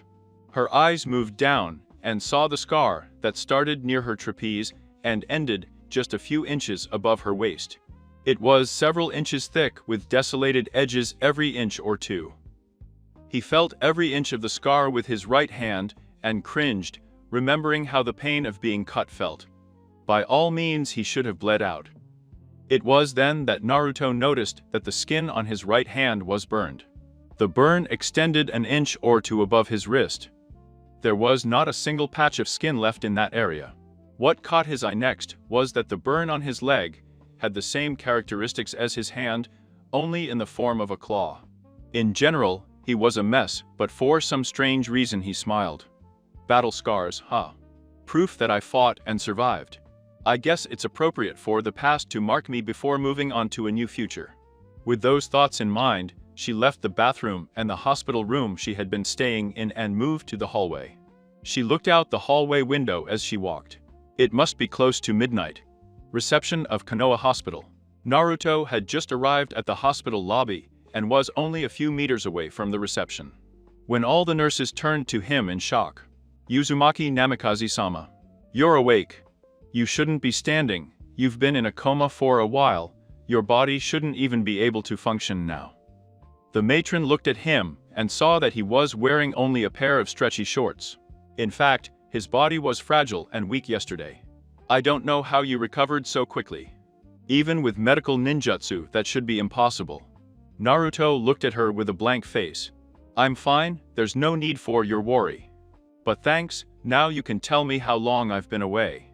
The nurse seemed surprised when she claimed to be fine. If I remember correctly, you've been in a coma for a bit 4 months. Oh, I need to contact your parents, please stay here. With that, the head nurse left the hospital. And she left only some of the other nurses behind. One of the other nurses decided to talk, she'll be right back after contacting your parents. If you have any other questions about what has been happening while you have been in a coma, feel free to ask us. And we will answer as best we can. Naruto looked at her carefully. Do you keep visitor records for specific patients? The nurse looked at him strangely. Yes, we do, and the fact of yours should be. Right this way. He reached under the desk and pulled out a small booklet of poster sheets labeled Room 304. He started flipping through the pages And, as expected, Nawaki and Narumi had only visited on the day he was brought. And he was able to count the times Kushina and Minato visited on one side. He smiled softly when he saw the names of Anna, Mikoto, Satsuki, Itachi, and Shisui written down. The thing that surprised him the most was Natsuki. She had visited him every day he had been in the hospital. It made him a little happy. That at least someone from his old family still cared about him. Maybe she feels bad that she was the one who put me there. Maybe I should give her a chance. We can never be family again. But that doesn't mean I should abandon her completely. After all, a family is not a group of people related to each other by blood. My memories of the Otsutsuki clan prove it. No, a family is a group of people who will do anything for each other and love each other unconditionally. Anna, Mikoto, Satsuki, Shisui, and Tachi. They are my family. It was at that moment that the head nurse returned with Minato, Kushina, and Natsuki in tow. I guess I should play as part of the perfect, happy, little family for now. At least a little. Minato and Kushina were left with little happy smiles plastered on their faces, unaware of their thoughts. However, as soon as Natsuki saw him, she carried him at her maximum speed and slid over him, sobbing into his chest. I could hear the muffled cries of "I'm sorry, and it's all my fault," as I lovingly rubbed the back of her head. She looked him in the eyes, Harai, and sobbed even to hurt her, noticing all his scars. The scars she caused. Natsuki was glad to have him back, and now they could be even closer than before. Poor Natsuki. Her dream may have come true if Namikaze Minato hadn't been her father. It was a cold autumn morning for the people of Konoha in early October. It had been a difficult few months for Naruto especially. He had woken up from his coma 2 months ago, and had several things that were irritating him at the moment. The first was his physical condition. For some strange reason, or innate power, his body was in the same condition it had been almost 6 months ago. But that didn't mean he was without problems. Naruto had to start his training from scratch because his muscles had not been used for any kind of strenuous activity for months.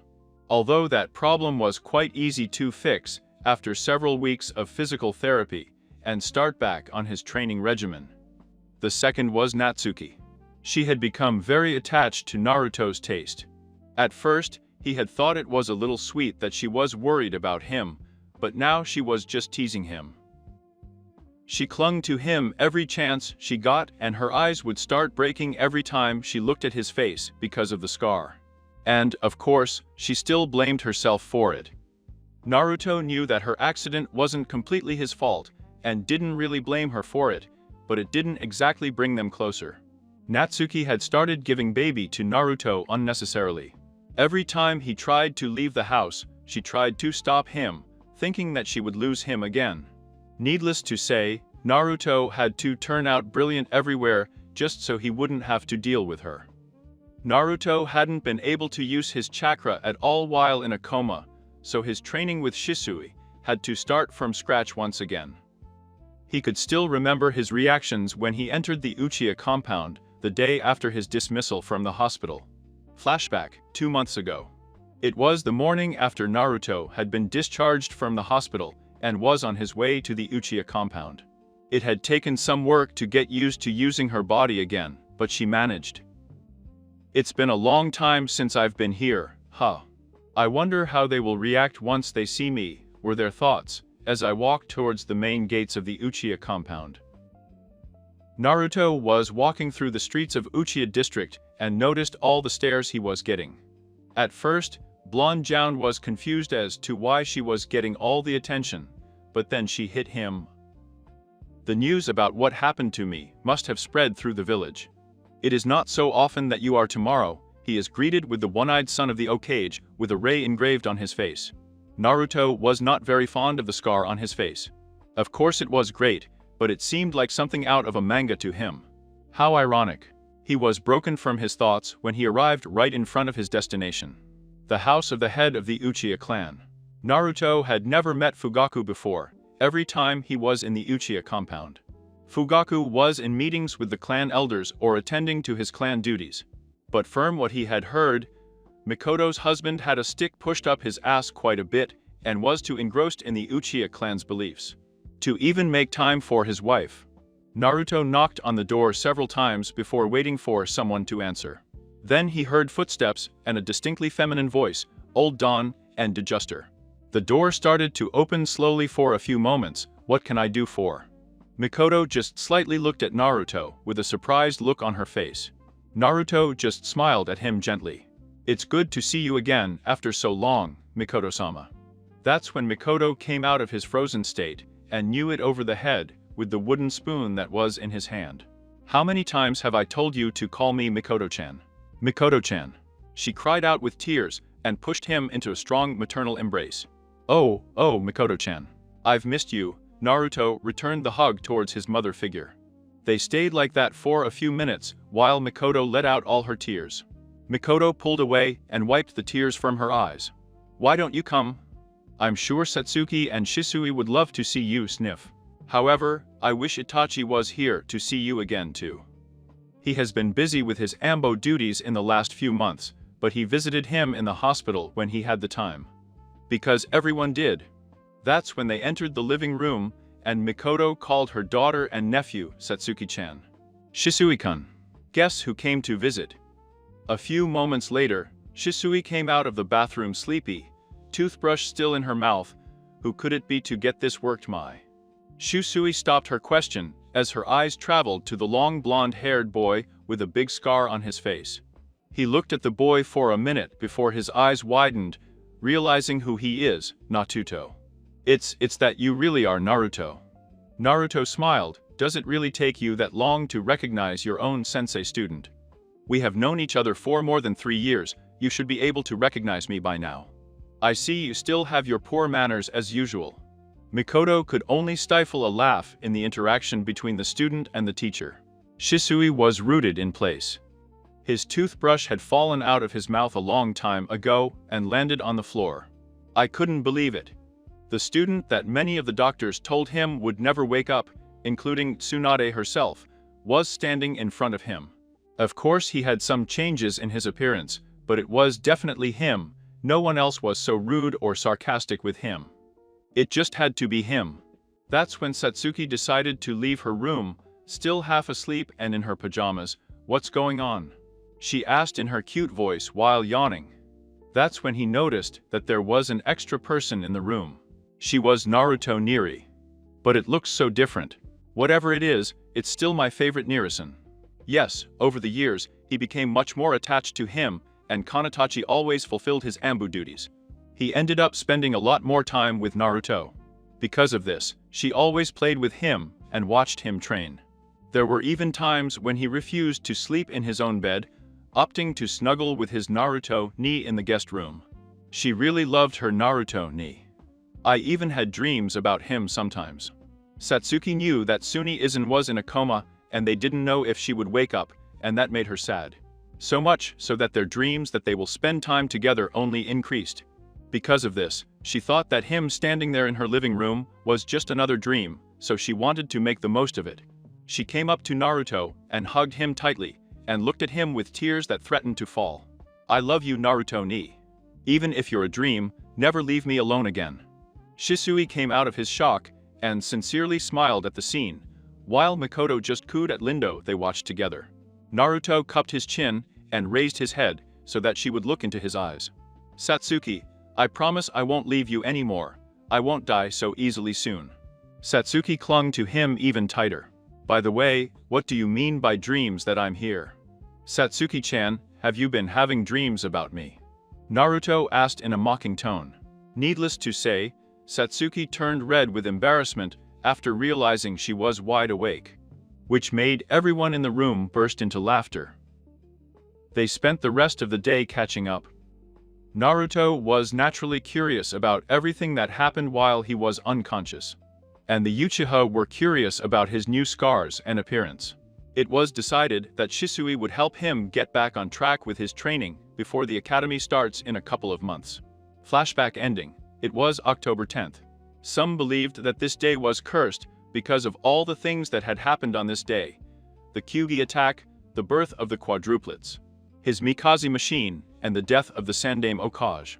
Few knew that another event would be etched on that curse starting tonight. As of this moment, Naruto was cursing the Nidaime Okage for creating the academy. It was the most useless and boring thing I could think of doing right now. I had already learned everything that the academy had to offer. He had mastered Enge, Kawarimi, and Bunsen years ago, and heard that people didn't actually graduate because they couldn't perform them. I just couldn't comprehend it. Naruto had started the academy 2 months ago, and guess what he found out? The entire first year of the academy is devoted to language, mathematics, history, physical education, etc. There were classes for civilian students. The blonde couldn't believe that her parents wanted her to wait to train until the academy started. I would basically be wasting another year. The only redeeming quality of today was that it was the Kyugi festival, where the villagers and shinobi would celebrate Yondaime's defeat of the Kyugi in a festival that was held in the center of the village. Because of this, class came out at noon so that everyone could prepare for the celebrations. Now Naruto didn't care about this. What he cared about was his birthday and his brother's birthday. However, unlike his brothers, Naruto was not excited about the party they would have tonight or all the gifts he would receive. No, Naruto usually spent the night at the top of the Okage monument after receiving some gifts from the people he really cared about. He would sit on the Sandaime's head and ask himself thoughts. How was it good that I was born? Would anyone care if I died? He had always reflected on his own existence and had trouble accepting his fatherhood, as he had never been shown it. The kind of love a child should receive. Naruto had even more to think about now, as his values were similar to Ace's, and he had found his answer only to his death. He was snapped out of his reverie when Satsuki grabbed his hand and dragged him out of the classroom towards the Uchiha compound. I guess the class is over, and I was too preoccupied with my own thoughts to notice. They finally arrived in the district of Uchiha and began to walk through the streets. It was then that Naruto's thoughts went crazy when he noticed that everyone was looking at him nervously. Why does everyone look so nervous to me? Around, it can't be because I'm a stranger, I always come here.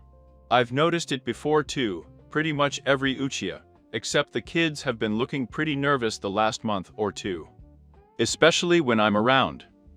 Could it be because of how close I am to Satsuki, because she is a family member of the clan head? No, that doesn't seem that important. Maybe it's because I'm Okage's son. If that's the case, then they're probably planning something. Whatever it is, it can't be good. A normal 12-year-old boy did not notice such things. But it can be said that Naruto is a genius or some kind of prodigy, second only to Itachi. I guess there's no use worrying about it at the moment. I might as well enjoy spending today with my family. With those thoughts in mind, they arrived at the house and grabbed their shinobi sandals before heading over to the living room. The only ones there were Mikoto and Anna. "Happy birthday, Naruto!" They both screamed. Naruto looked around and noticed that neither Shisui nor Itachi were there. Mikoto noticed him looking around and chose this moment to speak. "I'm sorry, Naruto-kun, but Shisui and Itachi are not here. They were called to the Okage Tower earlier today." Their eyes looked sad in that last part, and Naruto noticed that, but they left gifts in case they didn't see you later today. Naruto noticed that Mikoto was forcing a smile. "Mikoto-chan, you know I don't believe in celebrating my birthday." Anna expressed her own opinion on the matter. "We all know how you feel, just don't think of this as a birthday party, then. Just that everyone spends the day together. Now go ahead and open your presents." Mikoto nodded and handed Naruto a navy blue box with a red rope tied around it. He opened the box and hit two things. The first one was a pure black patch. A laugh escaped from his mouth after seeing the present. The second one was a scroll. He opened the scroll and gasped. This is it." It was Mikoto who replied, "That's from Itachi. It is your own personal scroll of all the genjutsu you know or have created. He thought you would like to see how you are quite interested in genjutsu." Naruto was speechless. "I don't know what to say." Mikoto smiled sadly, knowing that these would be the final gifts she received from her family. Now for the gift. About Shisuiken. He grabbed another box. This one was black and had the emblem of the Uchiha clan on the front. Naruto opened the box and saw a thicker black scroll. He tried to open it, but he couldn't. Closing question. Naruto was surprised that he couldn't read his sensei's present.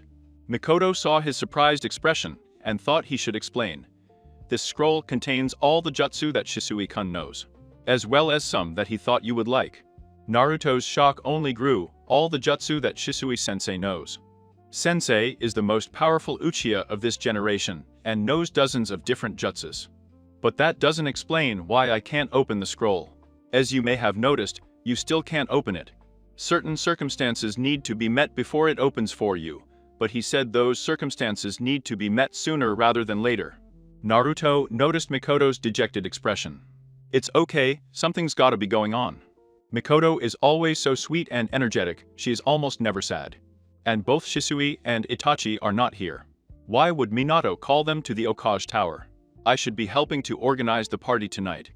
Maybe I should go to the party for once just to see what's going on.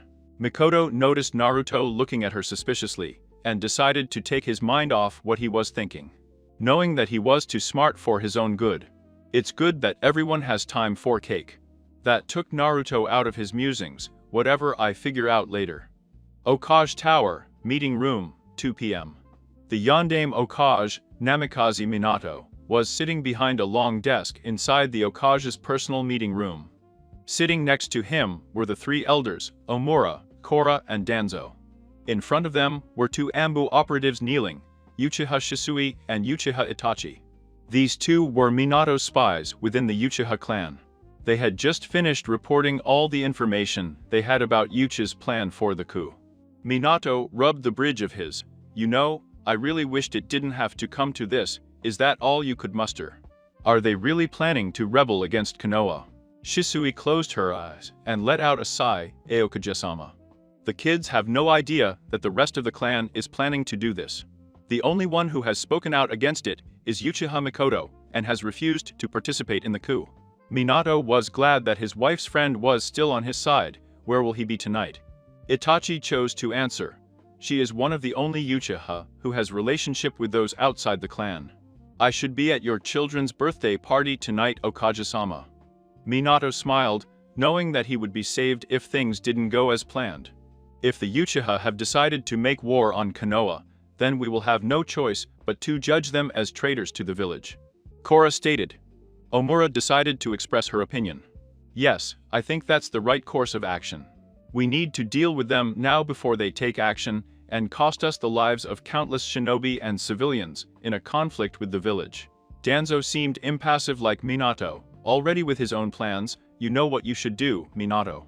Are you willing to risk the lives of everyone in the village based on the actions of a clan?" Minato just sighed. If this situation is not taken care of, it will cause a civil war inside Konoha. Any war will suffer losses on both sides. I am not willing to risk the lives of the villagers based solely on the actions of the Uchihas. If a civil war breaks out, and the other hidden villages find out, then it will give them a chance to invade the village while we are weak. If this problem is not solved before the revolt, then it may also lead to the Fourth Great Shinobi War. Everyone in the room came to the same conclusion. Minato continued, "I have a plan to take care of this. Shisui, you have the most powerful eyes seen in several generations of Uchiha. I need you to put Fugaku under your control for as long as you can. I need you to do it, but for as long as possible, until I can find a way to negotiate peacefully with the Uchiha." Shisuya felt. "Tonight, during my children's party and the Kyugi festival, I want you to put this genjutsu on her. The Uchiha usually don't come to any of these events, so it will be the perfect opportunity." Minato sighed. "However, I have a backup plan if you fail, or if the Uchiha finds out about our plan." This caught the attention of both the Uchiha and the elders in the room. "Itachi, Shisui, you should separate the time when you leave this office, and you should not be contacted until 5 p.m. Exactly what is the time when your mission will start? Itachi, you must wait outside the main gates of the Uchiha compound, and if Shisui doesn't arrive at exactly 5 p.m., then you need to exterminate Lucia an hour later." Everyone in the room gasped as they listened to Minato's plan. They were hoping to hear a plan like this, but waiting and listening are two different things. Although you should let anyone under the age of 12 alive, since they have nothing to do with this coup, and your mother should be in the complex. Itachi should come to this, then you should leave this village as a Nukenin. Itachi nodded. Well, then you're fired. Let's hope everything goes well tonight. Danzo had his own thoughts in his mind. I can't let Shisui succeed. They are traitors who have gone against Konoha, and they will do it again if they get the opportunity. If my plan works, then I will win the Magishio Sharingan, and all the Sharingan left on the Uchiha corpses. Konoha Forest, 4 p.m. Uchiha Shisui wasn't having a good day. First, he found out that the coup was going to take place tomorrow, then he had to miss his student's birthday party. Because he had to inform the Okage and the elders. Then he is given the order to place the head of the clan. Uchiha lowered his genjutsu to control him, and now, before he could reach the Uchiha compound to perform his mission, he was intercepted by Danzo. Shisui already knew that Danzo would have a kind hidden agenda, so he was ready. This fact alone was the reason why Shisui still had both eyes. Danzo had tried to give him some kind of speech about the protection of the blade that he was, and approached him with the intention of stealing his eye. However, Shisui grabbed his wrist and put him under a powerful Sharingan genjutsu. However, I knew it wouldn't last. As soon as the Uchiha activated his Sharingan, he noticed the chakra in Danzo's right eye. It was the same chakra color as a Sharingan. Shisui immediately realized that the only reason Danzo would have the Sharingan was to use the Izanagi, a forbidden jutsu of the Sharingan, that allows the user to alter fate. However, the cost of using it is the blindness in the eye that was used. He quickly flashed to his left and sure enough, the Danzo he was looking at disappeared. And another reappeared right behind where he used to be standing. How did you manage to see through my Izanagi? Danzo asked in annoyance. Did you really think that any illusions could escape from my Sharingan? The one-eyed man sighed. I guess I'll have to approach this differently then. Danzo instructed his root to come out of the shadows and appear before him. 20 shinobi with blank porcelain masks and amber outfit shone on the battlefield. However, 2 more appeared in different clothes. Both were wearing short-sleeved black jackets with high collars and red straps. Both of them also had so many strapped to their backs. The first one had shoulder-length orange hair and was wearing his black jacket, open with a brown kimono-type shirt underneath. The second had short black hair and was wearing a strange mask that covered the upper half of his face. He was wearing a clothes simulator for an Aburame under his jacket. He recognized these 2 as Yamanaka Fu and Aburame Torun. Both were members of his graduating class at the academy. She had always wondered what had happened to them. Shisui stared at the root, assessing them, a bit excessive if you ask me. I mean, I'm just a man, and yet, you send some of your best operatives after me along with yourself. You must be doing an old dance. Danzo looked at him impassively. It's quite the opposite really. You are the strongest Uchiha that has been born in generations. But that ends now. I'll take your eyes and then I'll retrieve the eyes from Yukia's corpses that Itachi will leave behind. I will protect Konoha with my own hands. I can't let it go with any of that. It will go against everything we've been working towards. I need to take care of him now. Shisui started knitting hand stamps and eventually ended up on the cat and tiger seal. Gakaki Unojutsu Shisui exhaled a large fireball that was aimed narrowly for Danzo. As the big fireball engine got closer, all Rod began to weave hand seals his item. Miserapa, large torrents of water escaped from each of their mouths and met the oversized fireball in the middle of the field. Their collision produced a vapor that covered the entire field. It was a bad idea to counter on their part when they could have easily dodged. Shisui could easily feel his chakra signatures while on the steamer and proceeded to make his move. The Uchiha flashed across the battlefield, drew his tanto, and proceeded to slit the throats of 5 rot agents before anyone could realize what he was doing. 2 accused him, but were easily disabled by a Sharingan genjutsu, and his chests were opened with somewhat enhanced with Katen chakra. Futon. Datopa Danzo let out a big gust of wind to blow out the steam, but by then Shisui had already killed 3 more of his agents rot. Shisui sheathed his tanto and reached behind him into the 2 weapon bags on his belt. A group of 6 rot started to charge at him with kunai in hand, but after they had taken their first steps, Shisui flashed among the group and unleashed a barrage of shuriken, killing them instantly. I'm glad that most of the Danzo route is just mid-level shinobi chunin down honen. If they had been more skilled, he might have been dead by now. Shisui jumped back and began to quickly go through their hand signals, hoping to finish off all of them katen. Tsukoku unleashed a small fireball towards them that erupted into a giant firestorm, causing widespread destruction and incinerating a large part of the forest they were in. Danzo, Furu and Torun managed to get out of the radius of the explosion, but were forced to dodge the flying debris caused by the jutsu. The remaining 4 rods were not so lucky and were incinerated instantly. What was the previous battlefield was now nothing but crater and completely burned debris. Many of the trees were still on fire, creating even more shadows, and the setting sun wasn't going to do it to make it easier to find. Danzo, Furu and Torun were nowhere in sight. The young Uchiha knew that they had escaped from their last jutsu, and now they were waiting for the perfect moment to attack. Furu is a Yamanaka, so he will specialize in mental techniques, and Torun is an Aburame, so he will use error techniques. If I remember correctly, he specialized in poisonous insects, which is why he always wore so many clothes. They will probably try to work together to bring me down. They are probably the strongest Jinub Danzo has on his robot. They will probably be at least the mid-honing level. I'll have to be careful.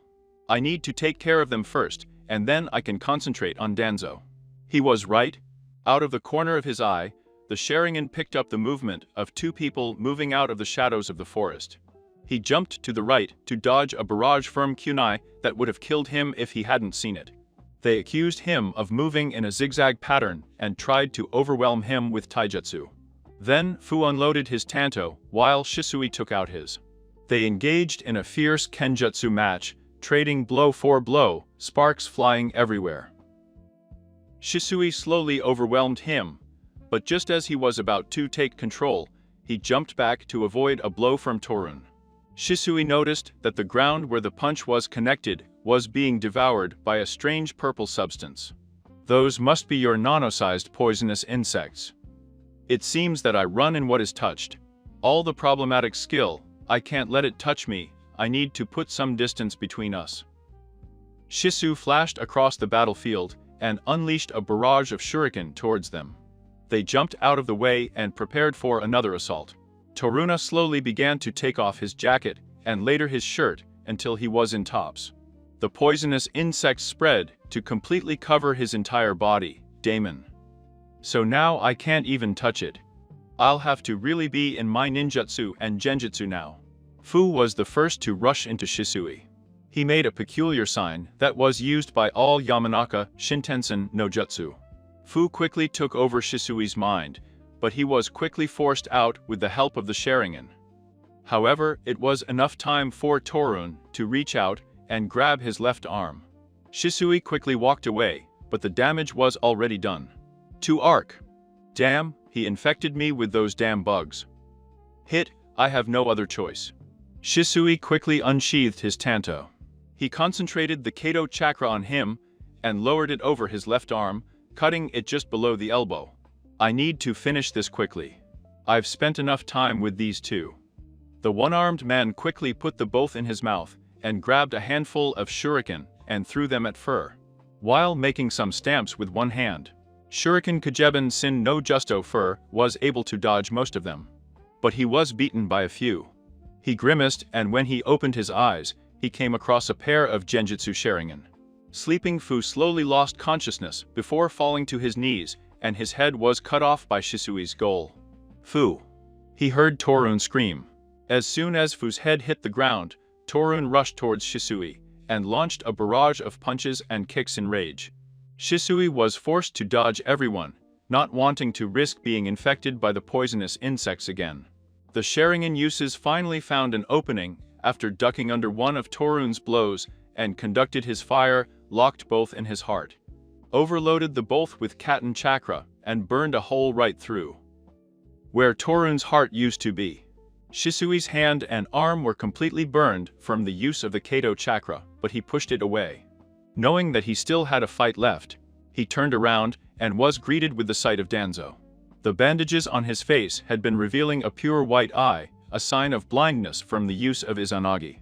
He had thrown away his big black robe and went shirtless so that his right arm could be clearly seen. He was a sickly gray color with what appeared to be a face on his shoulder. Is that a face? What the hell is wrong with his arm? So it has come to me to fight. Indeed, you are strong Uchiha Shisui, but you will find your end by my hand just as many others have done. Shisui reached into his bag of weapons and pulled out 3 kunai with explosive tags attached. Before Danzo could even move Shisui, he enhanced the kunai with the futon chakra and threw them through the air at a piercing speed. Danzo couldn't get out of the way, so he just put his hands on a unique Mokuto stamp. Makujoki Danzo created a dome-shaped wooden wall made of tree roots to protect him from the explosion. Ch. You can even use the Makutin. What the hell is going on? It must be connected to that arm and face somehow. I have too close the distance, I can't let him use Makutin jutsu anymore. Shisui ran to a Danzo unharmed and hired him with taijutsu. The Sharingan was able to perfectly predict Danzo's movements and managed to avoid most of them. But his body couldn't keep up with that speed for long, and he was eventually overwhelmed and thrown into a tree with a punch on Danzo's chest. Danzo rushed Shisui once more, but this time he had to avoid a series of small fireballs coming from one of the tree branches. I was quickly knitting some hand stamps, futon. Shinku, to a highly compressed blade of wind, escaped from Danzo's mouth and cut down the tree, along with several others in the area. Shisu flashed back to the ground panting, about 30 feet behind Danzo, before the trees could collapse on each other. Give me that, I'm getting tired. I need to get rid of him soon. If I can't change the fate of the Uchiha clan, I'll at least make Kona the Lord. Service to kill this bastard. Danzo saw Shisui's exhausted form over his shoulder. I guess I'll finish this right now. Danzo finished his hand seals and inhaled a deep breath of futon air. Shinkuda and Gyoku Danzo then threw a large, crushing wind chakra sphere meant to completely blast Shisui, but when the dust cleared, Danzo couldn't believe his eyes. In front of him was a completely battered Shisui, with his active Magishio Sharingan inside a large red skeletal figure. A second later, the muscle and bean tissue to wrap around the figure. Skeletal, and then his chakra began to burst until he was completely clad in armor. Danzo was about to summon Baku, but before he could flinch, he was pierced with a large orange sword of eternal energy. This is the third and last power of the Magishio Sharingan, the Susanoro. This is my last resort, my perfect defense. I dance, nothing can penetrate it.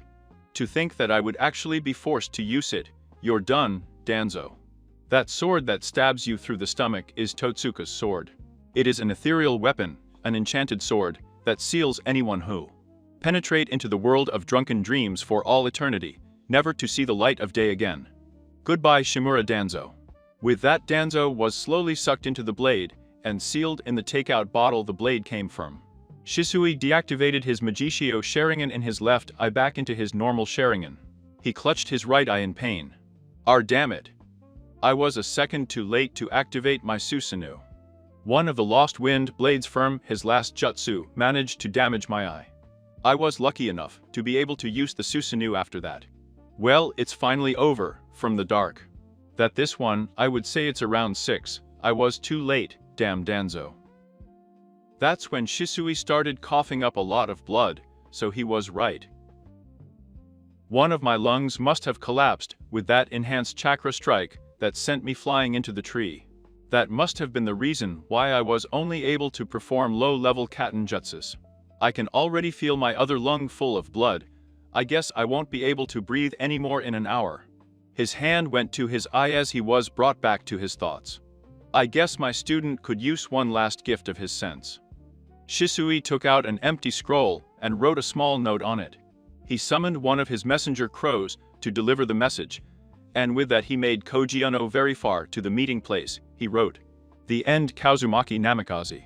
Naruto wasn't having a fun night. He had thought that it is that he went home to the birthday celebration at the Uzumaki Namikaze estate. Then he might find some answers as to why Mikoto had been so depressed that afternoon. He had seen her at the party, but she was acting almost the same, so he decided to put it out of his mind at that moment. He was gone when the time came for his brothers to open their gifts, and the first one they received was Jiraiya's toad contract. And he told them about some prophecy. Naruto 4-1 never believed in prophecies, but he was a little upset because they received another summoning contract. Just a few months in the academy, while he didn't get nothing, I should have expected it. It was just after he left the estate that a crow landed on his shoulder and handed him a scroll. The crows were Shisui's citation, and he never used them unless it was an emergency, so Naruto quickly unrolled the scroll. It reads, "Dear Naruto, meet me on the cliff overlooking the Naka River, just outside the clearing where we first met. Come as quickly as possible, there are things you should know, as well as one last gift from me. Come as quickly as possible, I don't have much time to talk to you. Make sure you are not followed." Shisui, what could all that mean? Might as well hurry up, I have nothing else to do. He quickly ran towards the desired meeting place, wanting to get his as quickly as possible. Cliffside, 5 minutes later. Naruto finally arrived at the location specified, making sure he was not followed. He saw Shisui standing near the edge of the cliff facing the river waiting for him. Naruto approached in silence, wondering what it was that was so important that he was called to the outskirts of the village. "Naruto, it's good to see you, I'm glad you can make it here." And fast enough, Shisui commented as he slowly turned around. "Sensei, what was it that was so important?" He stopped his train of thought when he saw Shisui's battered form. There was a big wound on her right eye and it was releasing a lot of blood from her. There were cuts and bruises all over his body. He was coughing up large amounts of blood, but the worst thing was his arm. His left arm was completely separated from his body and was bleeding profusely from the stump. "That sensei, what happened to you? Who did this to you? We need to get you to a hospital. Right now." "No, it's too late for the hospital. One of my lungs is already collapsed, and the other is filling up as we speak. So please, just listen to me. You need to know the truth about everything." Naruto stood there, tears threatening to spill, as his sensei bled to death in front of him. The Uchiha clan was planning a coup. Over the years, they had lost much of their power, both politically and influentially. The main cause of this was that they were blamed for Kyuubi's attack in the village 12 years ago. Why did Minato say it was a natural disaster, a childbirth accident? Naruto argued, yes it was, but that's not the whole truth. There were witnesses who came to see the Sharingan in the Kyuubi's eyes. The village believed that sometime after he escaped, he was used by the Uchiha to attack the village as revenge for the way they had been treated over the years, living under the ideals of the Senju. The only Sharingan jutsu strong enough to control a bicycle is the Kodo Amasukami. And that particular skill has only been known by two people with the Magishio Sharingan, Yukiyama Madara, and me. In that last sentence, Naruto gasped. I can tell you it wasn't me. Personally, I think the Kyuubi was never taken out of Madara's control, and has remained in effect after all this time.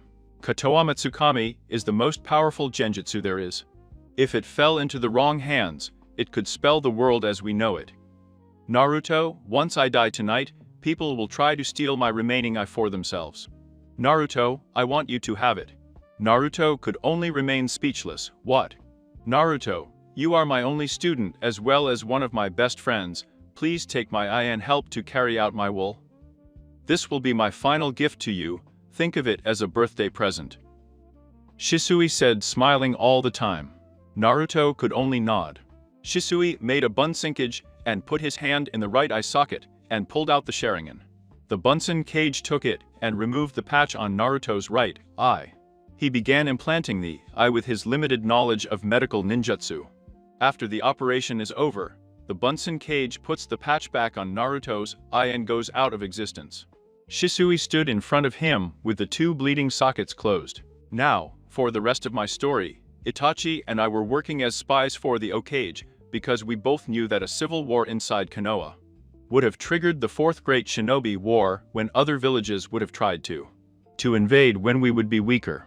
Father was the cause of all this. The hit was going to happen tomorrow, and it needed to be stopped one way or another. It was decided that I would control Fugaku using the Kodo to Matsukami, but I never got the chance to. One of the elders, Shimura Danzo, got in my way. I had a bad sense of loyalty to Konoha and planned to steal my eyes. And then the rest of the Uchiha when they were treated. I managed to defeat him and seal him, so you don't have to worry about him. Cough, cough, cough. He spat out a huge amount of blood and smiled sadly. It seems that my time is shorter than I thought. I'm sorry I can't tell you the rest of this directly. But this should be good enough. Memory transfer jutsu. With those words touched Naruto's forehead, and the memories of awakening the Sharingan to the secrets of the Mangekyo. To the meeting with the Yondaime and the elders, to Shisui's final battle with Rot and Danzo. They flooded Naruto's mind. Thank you for being my student, Naruto. With those last words, the life faded from Shisui's voice, and her body fell into Naruto's arms. A few days had passed since the Uchiha massacre. Naruto was furious at this moment. He had to use all the willpower he had accumulated over the years to avoid unleashing his deadliest Katen jutsu on everyone attending the Uchiha clan funeral. The reason for this silent rage, Minato and the elders had decided to come and pay their respects for the fallen Uchiha. Not only that, but Ezokage had given a speech about how much tragedy it was the massacre and how much Konoha would suffer. Naruto knew that Minato probably saved many lives by ordering the massacre, and that he had made the right decision to stop the coup before it could start. But he had made the right decision as Kono Agakure no Sato's Okage, not as his father. Naruto knew that the Okage would have to do what was best for the village. However, that also means that if the Okage's own family stopped believing in the will of fire, then they too would be eliminated. That's what Minato did to his own son. The Yondaime had taken half of Naruto's family from him. He had taken Itachi, forcing him to kill his own clan, leaving only his children and his mother alive, and forced him to become a Nukenin. He had taken Shisui with his inability to control his own advisors, leaving Danzo to run free. Minato should have known that the old war hawk would have tried to do something on his own, especially during a situation where the safety of the entire village was at stake. With these two actions, he had lost his son. It was raining now. It had been for most of the hour, but three figures could still be seen in the cemetery. All three were wearing black funeral attire. One was a beautiful older woman with black hair and pale skin. Their eyes were red from crying so much, and they had bags under them. The second was a young man with long blonde hair and was wearing a patch over his right eye. The last one was a 9-year-old girl with empty black eyes and red puffy cheeks. These three were Uchiha Mikoto, Uzumaki Namikaze Naruto, and Uchiha Satsuki. The other Uchiha that had been left alive had no more than 7. Those who were old enough had already returned to the complex, and those who were not had already been escorted back to the orphanage. The three of them were silent, not having the voice to talk about the amount of sobbing they had done. The three of them had a different thought running through their minds. Why did it have to come to this? Fugaku had always been too proud of the clan and wanted the Uchiha to spread their power and influence, but it was really the only way to. Could things have turned out differently? Those were Mikoto's thoughts. Is this really what Konoha stands for? Fight side by side until their ideals start to waver from yours, and then kill them just so they can't turn against you. Is this really what Ace and Shisui worked so hard for? I refuse to believe that this is all there is to life. I will live my life on my own terms until the day I die. Freedom, family, and my own ideals. I will live only for those three things, was Naruto's statement. Why is that? Why did Itachi do all this? He put me to sleep with his genjutsu before I could figure out why Satsuki looked at Naruto. I don't want to die like everyone else. If I die, Naruto won't even be sad. I won't let her be sad. Never again. We promised that none of us will die. I would say. That was the reason why Itachi saved me. Satsuki didn't know what to think about everything that happened, but she did know one thing. If she died, her Naruto ni would be sad. And if Naruto died, she would be sad. She would never let any of those things happen. The massacre had struck them all. With strength, incredibly.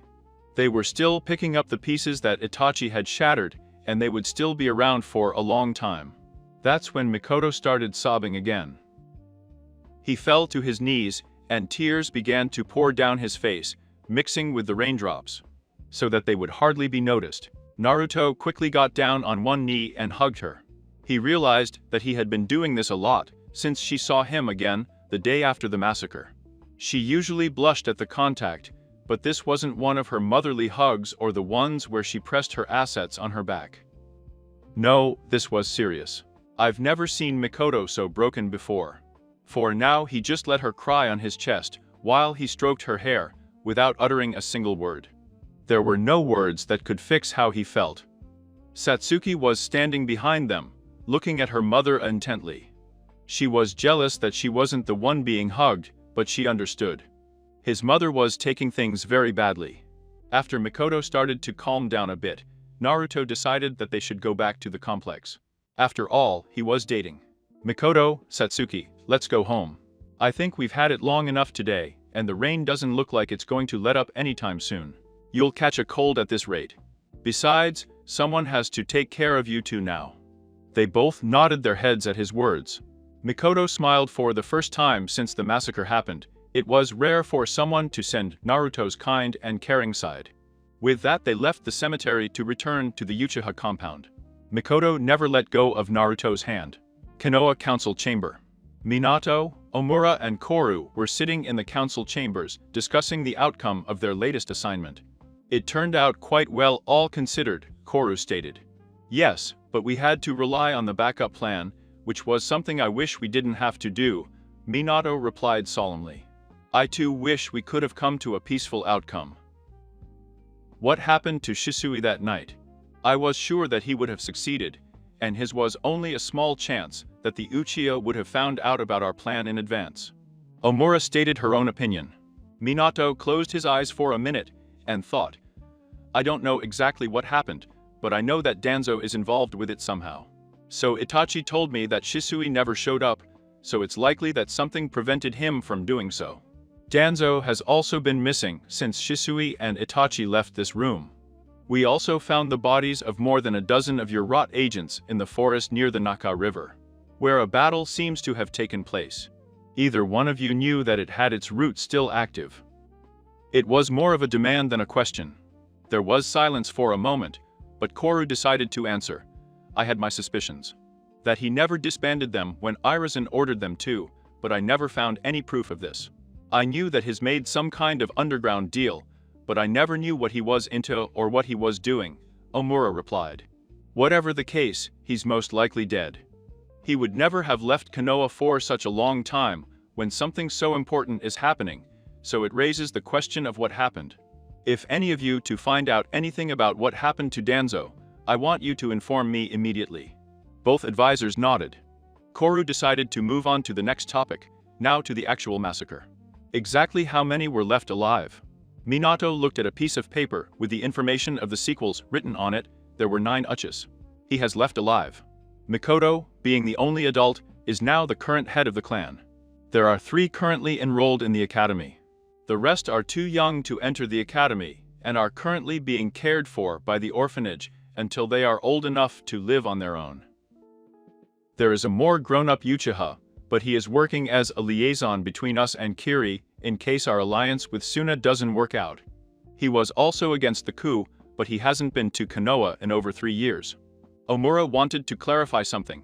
Itachi is supposed to be infiltrating that suspicious organization that it has just started correctly. Yes, the Akazuki. It is an organization composed of a few Nukenin classified in that, but we have no idea what their goals are, or what their purpose is so far. Itachi will act as our spy in the meantime. That organization had been worrying them for a while, especially after rumors started spreading that they had taken Anzo out of the salamander. The same man who defeated the 3 of the legendary Sannin in his prime and gave them his title. Koru was worried, as many know the truth about what happened on the night of the massacre. Krav Uchiha, just us, Hitachi and Mikoto. How wrong they were. Compound Uchiha. It had been a long day. Emotions had been running high. The funeral had lasted for several hours, and people kept approaching the survivors of the Uchiha clan to express their condolences. That's the reason why Mikoto had just finished putting Satsuki to bed.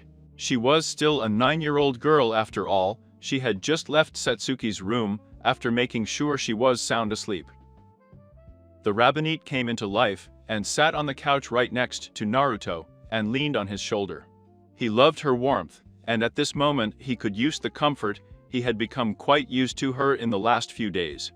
However, Naruto had things he needed to discuss with Mikoto. First, he wanted to find out if she would tell him the truth, so he started simple. How long did you know it was going to happen? Mikoto's eyes widened in shock. You can't be asking about the coup or the massacre, can you? There's no way I'm going to know the truth about any of them. She decided to act confused. What are you talking about, Naruto-kun? I want to know how long you knew they would have. The place of the massacre. You were the wife of the clan chief. It would be obvious that you knew about the coup from the very beginning. Mikoto's eyes widened in shock. However, she calmed down and closed her eyes. I never knew about the massacre specifically, but I had a feeling that this would be the result. I never wanted the clan to organize a coup, all the unnecessary loss of lives, because power. The clan was too caught up in their past glory, and just wanted more power that they thought they were entitled to. I refused to take part, and I had to think about Satsuki, you know. She is still just a little girl. How would I grow up without a mother? Naruto cringed at that last part. She probably would have ended up like him. However, he was glad that she was honest with him. Thank you, Mikoto-chan. She was confused that she expected, and an angry outburst, a slap in the face, so that he would never talk to her again. Everything except those words had gone through his mind when he first asked her about the massacre. Then he realized something. You knew about all this too, didn't you? Naruto shook his head. No. At least not before it all took place. I learned all that night from the Yukia's decision to stage a coup. To what happened during Shisui and Tachi's meetings with the Yukage and the elders, and even how they arrived at the final result. Mikoto was speechless. You were testing me, weren't you? Naruto wrapped his arms around her in a tight hug. Yes. I wanted to know if you would trust me enough to tell me the truth, and you did. For that I thank you. How? Who told you all this? Naruto didn't say anything for a moment. He pulled back from her embrace and looked into her eyes. The obsidian black eyes met a cold gray eye. The rupee slowly reached for his eye patch and slowly withdrew it.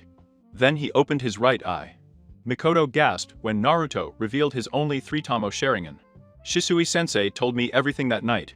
Naruto proceeded to tell him that. Everything that happened between Shisui and himself on that cliff, and everything that happened to Shisui before they met. He's gone now, Mikoto-chan. He died right there in my arms. And do you know what the last thoughts were in his mind about me and how happy he was to have me as a student? Sensei didn't want to die without me knowing the truth behind everything he did. Naruto finally let go of his tears at the end. Mikoto had been rubbing her back lovingly when she reached the end of her story. This had been one of the few times Naruto had openly cried in front of her. Minato took away from me the first person who really treated me like a family. One of the few people who really showed me that they were happy that he existed. I can't bring myself to see him as a father anymore or ever again. Mikoto looked surprised for a minute, but then she went back to comforting her pseudo-son. Then don't do it. If you really feel, so come here and live with us. We will always love you to know that, if you don't want to have anything to do with your old family now. Then you accept me as your only mother. Naruto smiled at him and stroked his neck more. They stayed there in that position until they fell asleep. Uchiha Uziel, the next morning. After waking up in a rather compromising position on the couch, Mikoto could be seen preparing breakfast in the kitchen. With a smile on her face for some reason, while Naruto sat at the kitchen table. Naruto noticed his drastic mood change since yesterday. You look different today, Mikoto-chan. Mikoto looked up with a small blush on her face, remembering waking up with her face between her breasts. I guess I feel like something has lifted from my chest. Is it different good? He smiled at her gently. Yes, different is good. I like to see you happy. Mikoto could only blush a little darker at that charming smile. Are you planning to return to the academy today? Both Naruto and Satsuki had not been to the academy since the day of the massacre. It wouldn't be nice to miss too many days of the academy. Well, for Satsuki I wouldn't. She would fall too far behind the rest of the children her age. Naruto didn't care anymore, and he already knew everything they had to teach. Satsuki hadn't been as broken as Mikoto had anticipated. The older woman had thought that Satsuki was depressed by the loss of her father and the rest of the clan, and later became obsessed with revenge against Hitachi. The difference she noticed was that her daughter had become even more attached to Naruto and refused to let him out of her sight. She was becoming a bit obsessive about her brother's figure, but it was still endearing in a way. Naruto's eyes went cold at that last question. No. I don't think I'm ready to see anyone from my old family yet. Seeing their faces would only serve to remind me of all the betrayals of my birth. Somehow it feels like he's doing this to spite me, to tell me that I should never have been born. And that I don't deserve to be happy. I know that's probably not the case, but I still need time to think about everything that has happened.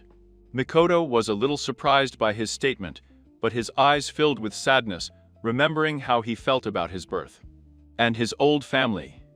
Honestly, to anyone who knew the whole story, it would seem like some kind of sick plot just to make Naruto suffer. He broke away from his thoughts and continued the conversation, knowing that Naruto might have been done with it. Well, what are you doing today? I know you're not going to sit in the house all day, that's not like you. Or do you plan to spend some time with the little old me?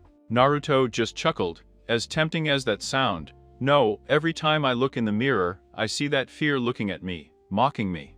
I look similar to him for my own taste. I need to change my appearance a little, plus I have some other things to do. I need to strengthen myself so that no one can take my family away from me anymore, and I know how to do it. Naruto finished with an evil smile. He had tried to open the scroll that Shisui had given him on his birthday, and this time it actually unrolled. The scroll was filled with dozens of different jutsu, including some kinjutsus. Naruto came to the conclusion that the scroll could only be opened upon the death of his sensei. Shisui had known that he would die that night, and yet he still went ahead with the plan. He had wanted Naruto to be able to protect Mikoto and Satsuki instead. Before Mikoto could ask what he meant, Satsuki ran out of his room and clung to Naruto's arm, rubbing her cheek against his, much to his annoyance. "Kachan, what's for breakfast? I'm starving, so I have to run to the academy or I'll be late." "You can be late to the academy from time to time, after all, breakfast is the most important meal of the day." Mikoto walked over and placed a plate filled with a large piece of toast topped with butter, ham, eggs and a green salad on the side in front of each of them. Then he came back to the kitchen to grab his and then sat down with them to eat and tadakimasu. Everyone announced before starting their meal. Satsuki chose to talk between bites of food. "Niji-san, you will return to the academy today too."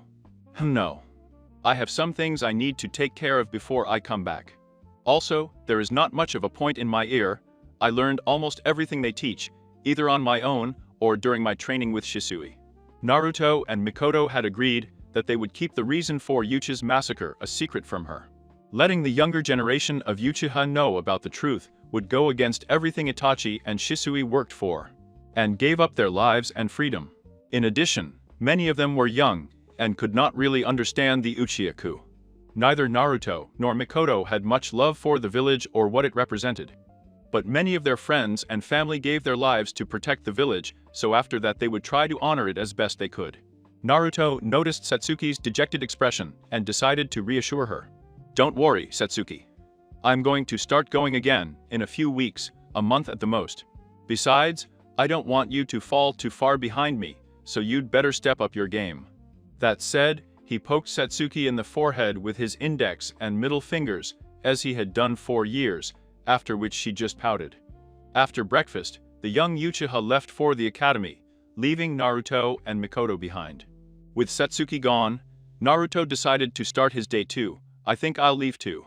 Naruto started towards the door, but quickly stopped, as if he had forgotten something. He turned around and walked towards Mikoto and gave her a little blush on her cheek. With that done, he left. Mikoto's face was as red as Kushina's hair, and she couldn't form coherent thoughts for a minute. Although after that his mind began to wander to more explicit scenes, the memories and pain of the last few days were forgotten. Village streets. Several minutes later, Naruto could be seen walking through the streets of the village, which is strange in its own right. After all, being the only Shunshi no Shisui student, you start to get into the habit of bright wherever you go. However, Naruto was using this time to think, in order to collect his thoughts. He had been so busy the last few days comforting Mikoto and Setsuki that he hasn't had much time for his. Likewise. In fact, this was the first time he had been alone since the day of the massacre. The first thing I need to change is my hair. I will not walk through this town with this god-forsaken blonde hair. If I had been born with red hair as a kitchen, this would not be a big problem. Our currently blonde friend soon found himself outside the best barber shop in Konoha. Why were they the best? They could cut your hair in any style, even if it was against what your hair did naturally. It was also owned by retired shinobi, who were extremely skilled at chakra killing. Chakra death can only be performed by clients who can use chakra. Chakra dyeing is a process in which the client infuses their chakra into a hair dye in which the chakra makes the hair dye permanent. It can only be removed by exposing the hair to the person's chakra. And this was exactly what Naruto was here for. I guess I could use a haircut too. I haven't gotten one since before my coma. With those thoughts running through his head, he entered the store and was greeted by a man in his 60s with a slight limp in his step. To Naruto-sama. What can I do for you today? Naruto was glad that the man didn't call him by his last name. If he had, Naruto could have melted the man's flesh. I came here to get a haircut. As you can see, it has become quite long. Too long for my tastes. And most importantly, I came to have my hair chakra. The man stroked his beard, so it seems that you should cut your hair. But many people in the village would kill to have your particular shade of hair. I'm surprised you want to get rid of him. Naruto's emotionless expression turned into a frown. I'm not the oldest. The man noticed the underlying disgust in her voice, but decided not to comment on it. All right, Naruto-sama, just get on this chair and describe to me what kind of hairstyle you wanted. Naruto smiled because he knew exactly what he wanted very well. First. 2 hours later, a young man with wavy black hair that was naturally parted in the middle and bangs on the side of his face, who refused to touch his forehead, came out of the barber shop. This young man looked like the spitting image of a young Ace Porgas. A man I admired more than anyone. Man, that took longer than I thought it would. The death of chakra takes a long time. Well, whatever, I'll never do it again if I can help it. As Naruto walked down the street, his mind began to wander. His mind immediately went to Shisui. He really missed his sensei. He was like the big brother he never had, the hell that had raised Naruto. Better than his own father. The new rabbinate simply couldn't bring it upon himself to forgive his father for everything Minato had done to him. His eye caught Yandame's face on the Okage monument, and he remembered what by gas from months ago he said to Goromo. Do you know what it really means to forgive someone? Forgiveness means accepting all the betrayals that a person committed against you. It's not as simple as people think. Could you forgive Kasen for all the pain and suffering she had caused to the people of this earth? Forgiving her for all her sins is no different than telling everyone. People that her suffering was worthless, and that we didn't care what she had done. I can't do that. I can't accept what people have done without looking at their past betrayals and being able to believe that they won't do the same thing again. That's why I don't believe in forgiveness. You don't need forgiveness for people who will stay by your side no matter what. The people who have always been there for you will never need to be forgiven. People will ask why I can't forget everything that happened.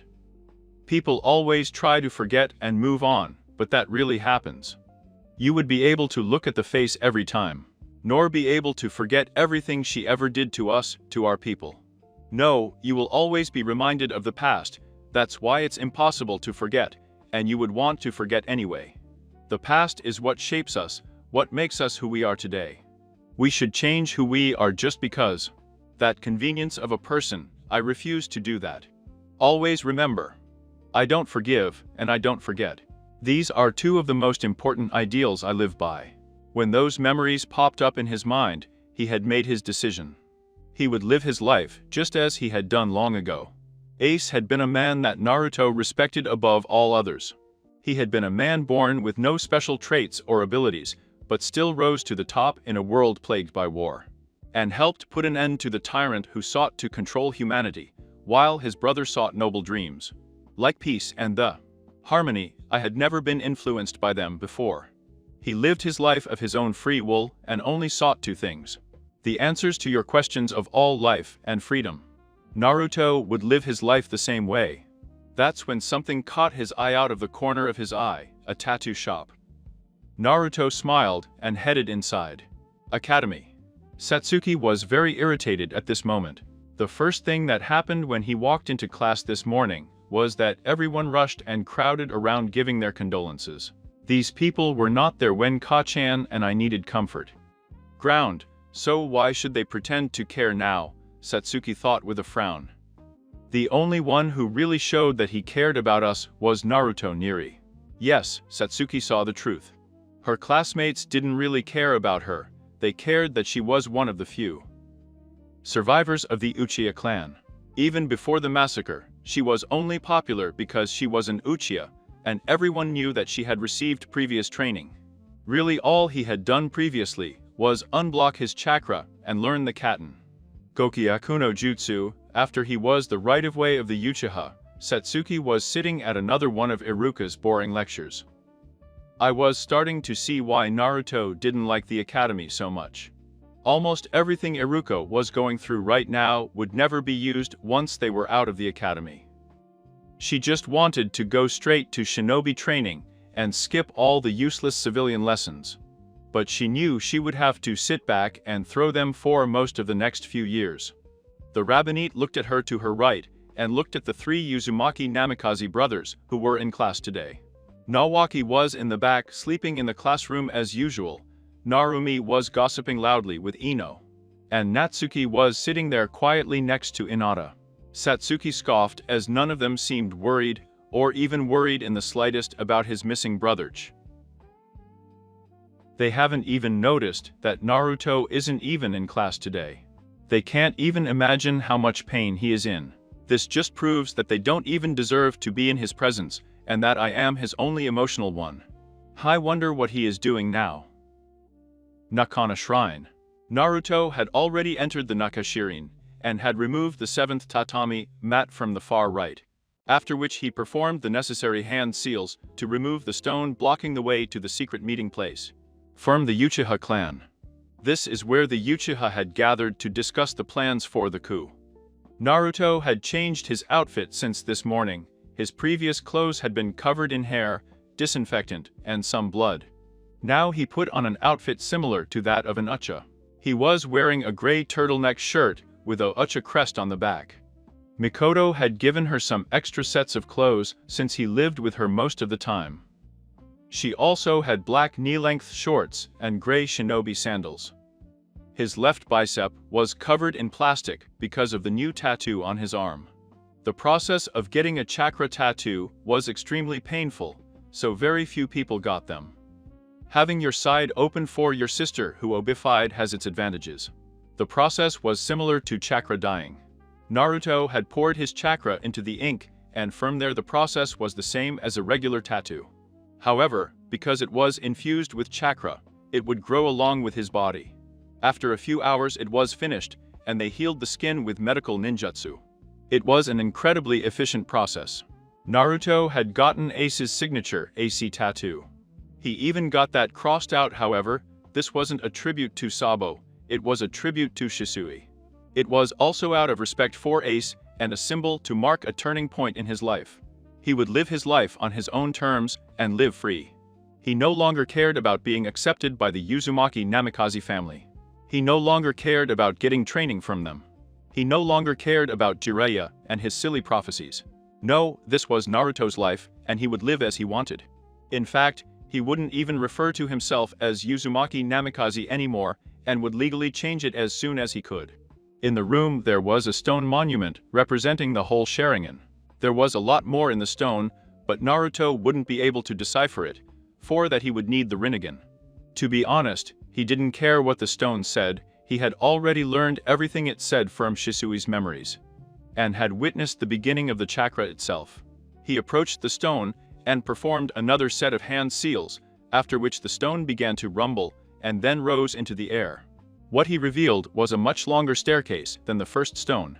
Naruto started down the dark staircase and as he made the torches that adorned the walls, he slowly began to light up. After 5 minutes of continuous walking, he finally reached his destination. Naruto had arrived at a room with light gray walls.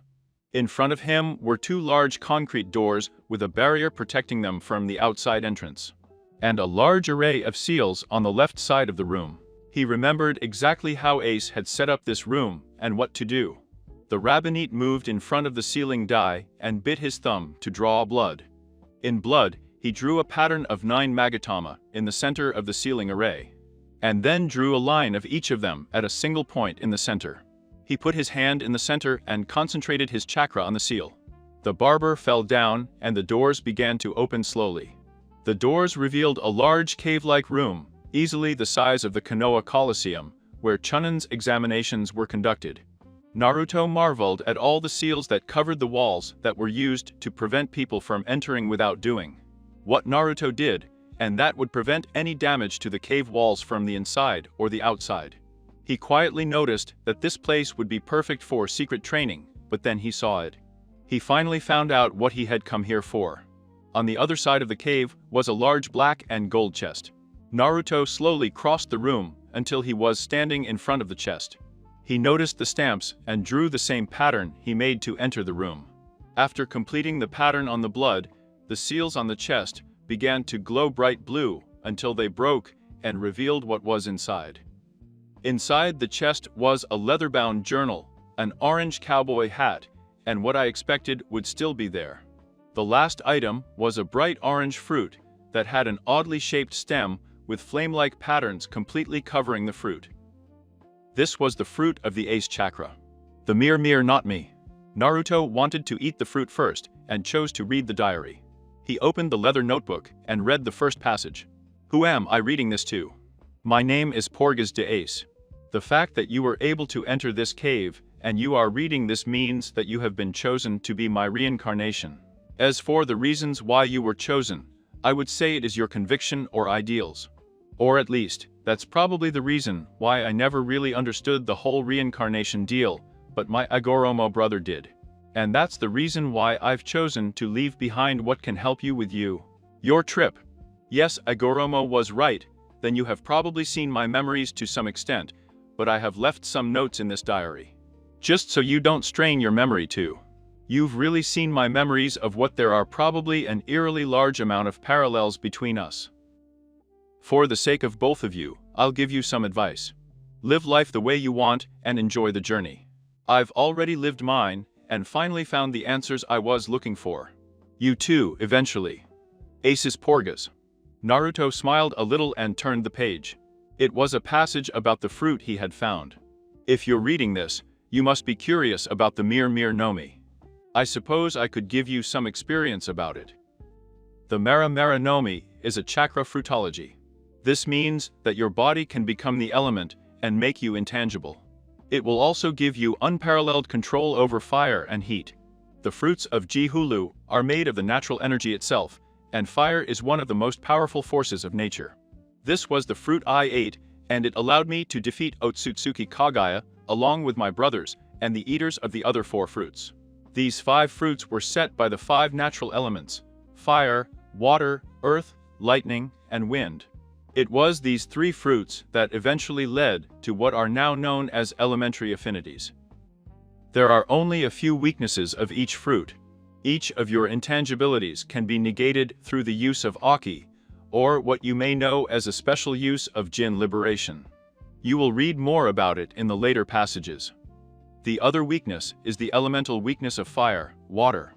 Water can extinguish the flames of the fruit, but it can be overcome by producing more heat and turning it into steam. One last thing, if you eat this fruit, you will never be able to use another element as long as you live. That's why it's called mirror no mi, you become the fire itself. Besides all this, I'll leave the rest to you. By Ace Gas. Naruto turned the page, and it was a list of techniques he could use after eating the fruit. He decided to keep the rest of a diary for a later time and sealed it on an empty parchment that he had in his bag. He did the same with the hat, and pointed out that I should make replicas, since this one was quite old, although he liked Ace's style. Then he picked the fruit. Naruto looked at him intently before slowly opening his mouth to take a bite. He pointed out that it was quite juicy, but he almost spat it out after the taste reached him. The fruit tasted like hot ash, but he prepared himself and decided to eat the whole fruit. She may have let out a few tears afterwards, but that was a story for another time. Naruto closed the chest and looked around the cave. This place would be the perfect training ground to test my new skills. With those thoughts, he spent the rest of the day working to gain control of the Mara Mara no Mi, Uzumaki Namikaze estate. Tsunade had just arrived at the complex. He was curious, since Naruto had been out of the hospital, he had been wondering about him more and more. She was supposed to be his godmother, and yet she knew nothing about him, besides what the medical reports said. I didn't even remember talking to him. The before. I had pushed him aside, just so I could spend time with Nawaki and the girls. Of course he was older, but that didn't mean she should ignore him. What had happened? That's why Tsunade was on her way to see the Uzumaki Namikaze family to find out more about her Ahija. He had noticed that Natsuki was the only one in the family who had visited Naruto more than a handful of times. He tried to think about the times when everyone would spend time together, and he just wasn't there. Or more like I wasn't there. She didn't have a single memory of spending time with Naruto other than when she was operating on him. With those thoughts, he knocked on the door of the main house. She was greeted by an energetic redhead, Odola Tsunade. "Why don't you come in?" Of course there were some things I wanted to talk about anyway. They entered the living room and were greeted with the sight of Natsuki doing her homework on the table and Narumi reading a manga. Tsunade decided to greet the girls. "Good afternoon, Narumi, Natsuki." Namumi simply nodded, without even looking up from her book. Natsuki bowed and greeted her. "Good afternoon, Tsunade-sama. What are you doing here today?" "I actually stopped by to check on your brother after he got out of the hospital a few months ago." Natsuki looked surprised. Tsunade never came to ask about Naruto before. Kushina's thoughts were brought to her eldest son. "You know, I don't think I've seen him in a long time now that I think about it. Natsuki-chan came with you from the academy today." Natsuki looked down. Even Izan wasn't at the academy today, if he hasn't been in the last few days. Even Satsuki-san came today. The two women remembered the poor girl who was one of the few survivors of the Uchiha massacre, but then they became curious. Kushina began to get angry because her own son was becoming a criminal if he does not go to the academy, where he goes every morning. "I didn't raise my son to be some kind of criminal." Tsunade and Kushina noticed Natsuki's dejected expression. "I don't know, really. I don't really talk to him that much at the academy, he's usually with Satsuki Sano Anasan." Tsunade was getting irritated when she couldn't find any answers about Naruto. "Well, why isn't he your brother?" "It's not. Shouldn't you at least be friends with him?" "I'm trying to spend time with him, really. But as soon as the bell rings, we are all surrounded by the rest of the classes in our class, who just want to spend time with Okage's daughters. Nawaki also gets trapped by his fanhills. Yeah, he had fangirls somehow. It was still a mystery to all the students and teachers from the academy.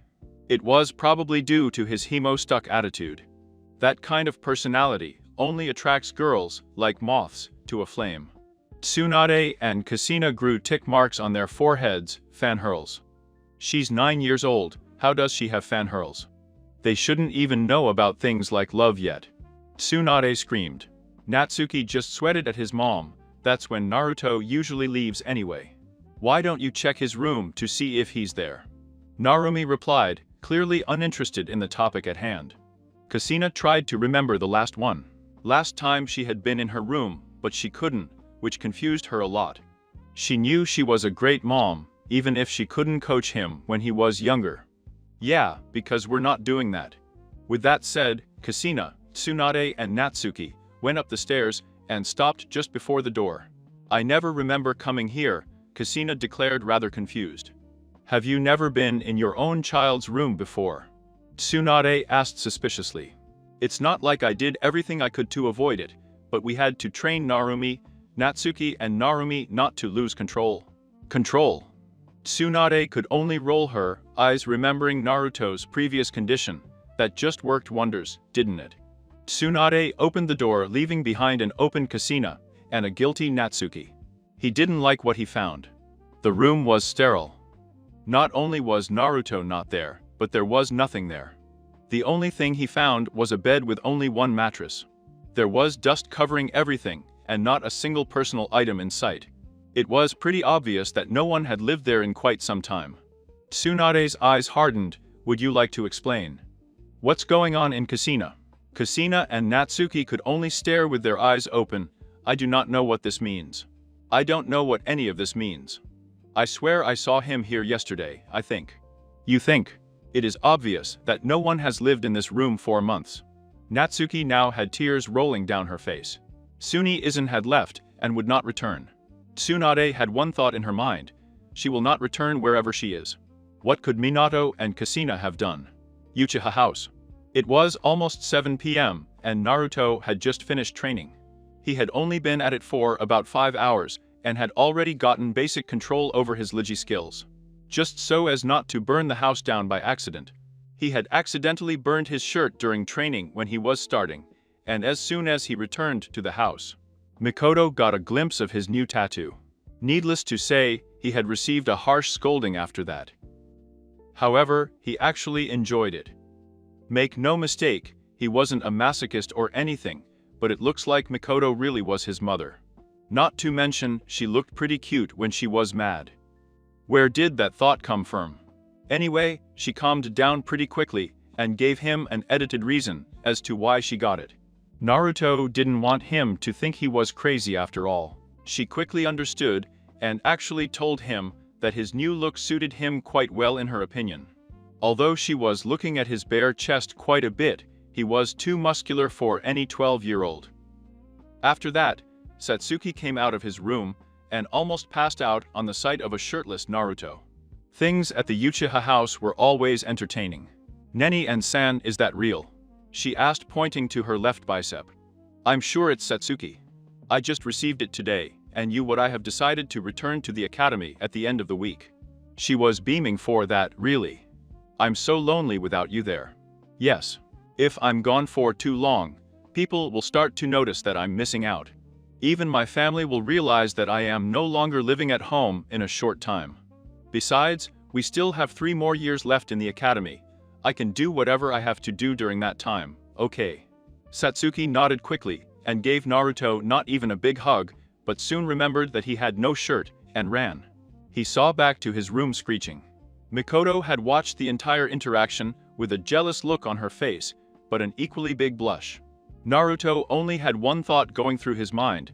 Things are going to get a lot more interesting around here very soon. Look at me, Shisui, ago, we are so confused. Like you are now.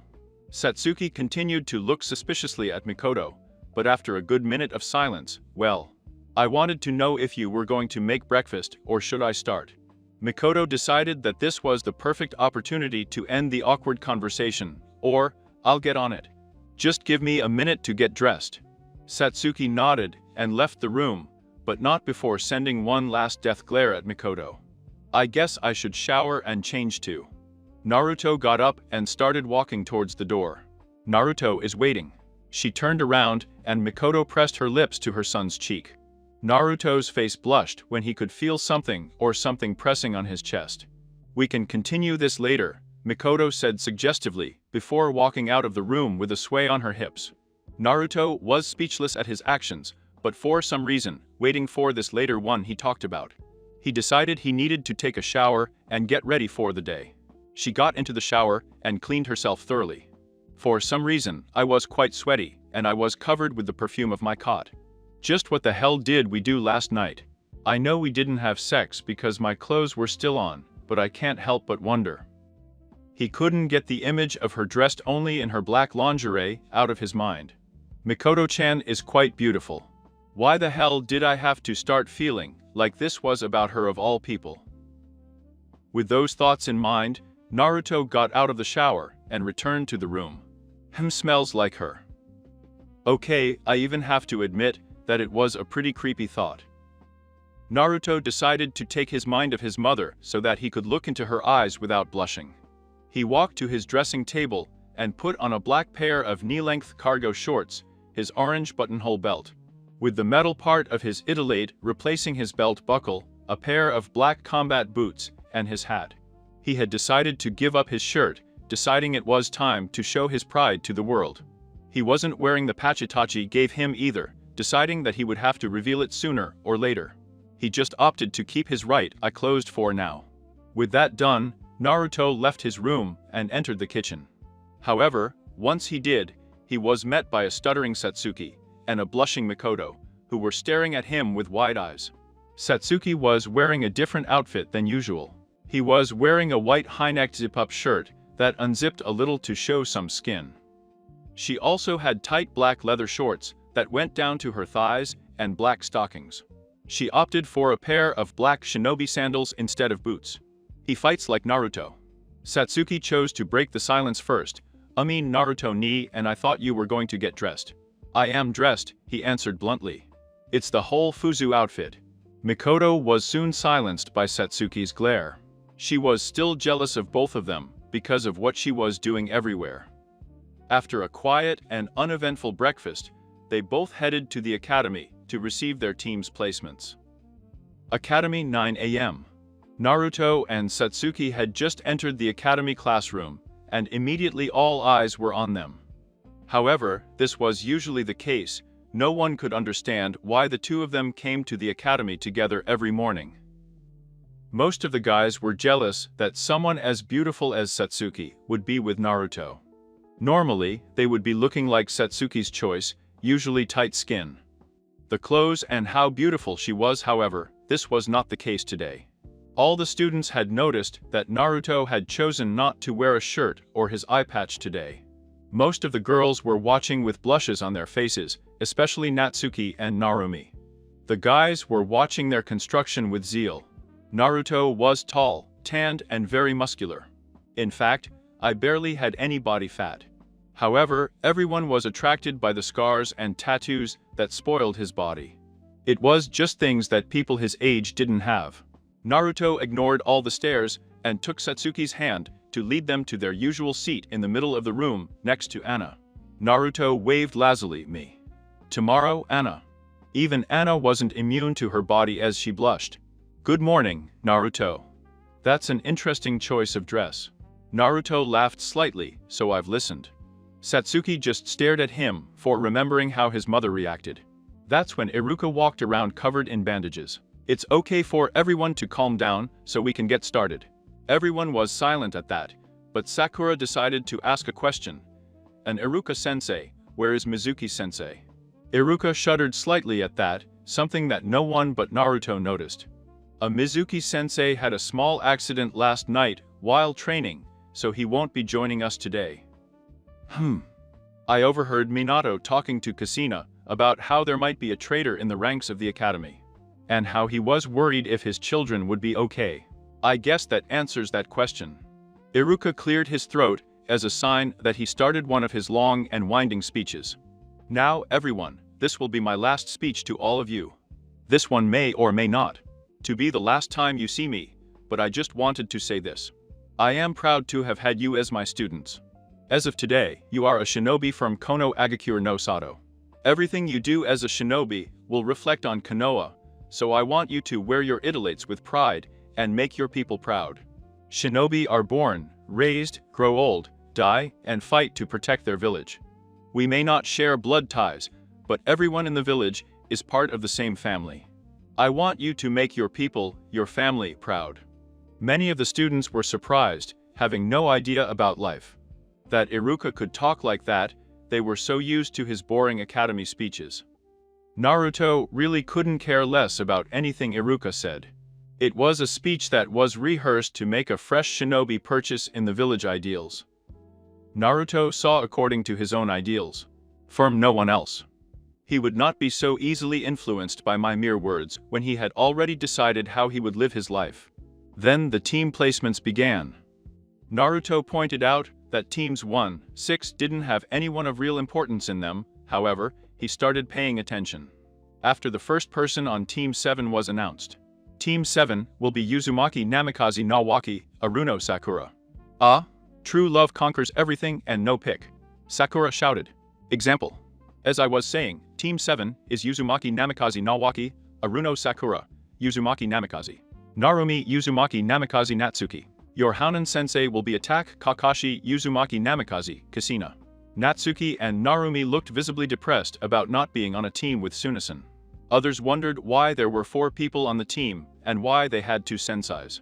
Naruto remembered something, however. Tsunade said that she was interested in Sakura because of her high level of chakra control, and that she wanted to take her on as a partial apprentice, but didn't have time to take her on completely due to her duties at the hospital, so the girl would also need to have a computer. Kushina-sama just wanted to train her children, and Kakashi wanted to train his sensei's son, so it all worked out like that. Tiamoko is Yuga and Nata, and Nuzuka Kiba and Abura Mashino. Your Hounen sensei will be Yui Kulanai. Team 9 is still in circulation from the previous year. Team 10 will be Nara Shikamaru, Akimichi Choji, and Yamanaka Hino. Your sensei will be Sarutobi Asuma. Hino decided to express his opinion to the class. No. Anyone but those 2. Iruka simply ignored her outburst. The final team, T. Mons, it will be Uchiha Satsuki, Inuzuka Anna, and Poor Dagus from Naruto. Your Hounen sensei will be Uchiha Obito. All eyes in the room turned to Naruto. I was expecting this. It's not every day you drop one of the most respected names in the village. He looked at his brothers.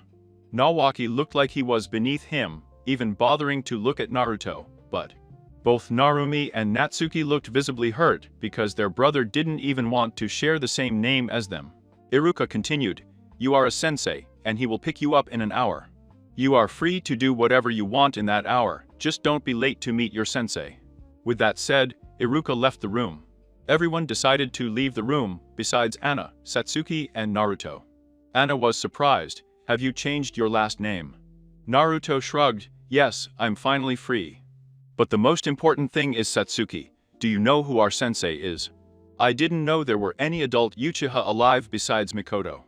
Satsuki just shook her head. She had never met him before. "Wait, Okage-sama didn't have a student named Uchiha Obito." Anna knew she had heard that name before. Naruto's eyes widened. "Oh yeah, I completely forgot about him. He wasn't here during the massacre, so I know he hasn't set foot on Konoha in over 5 years.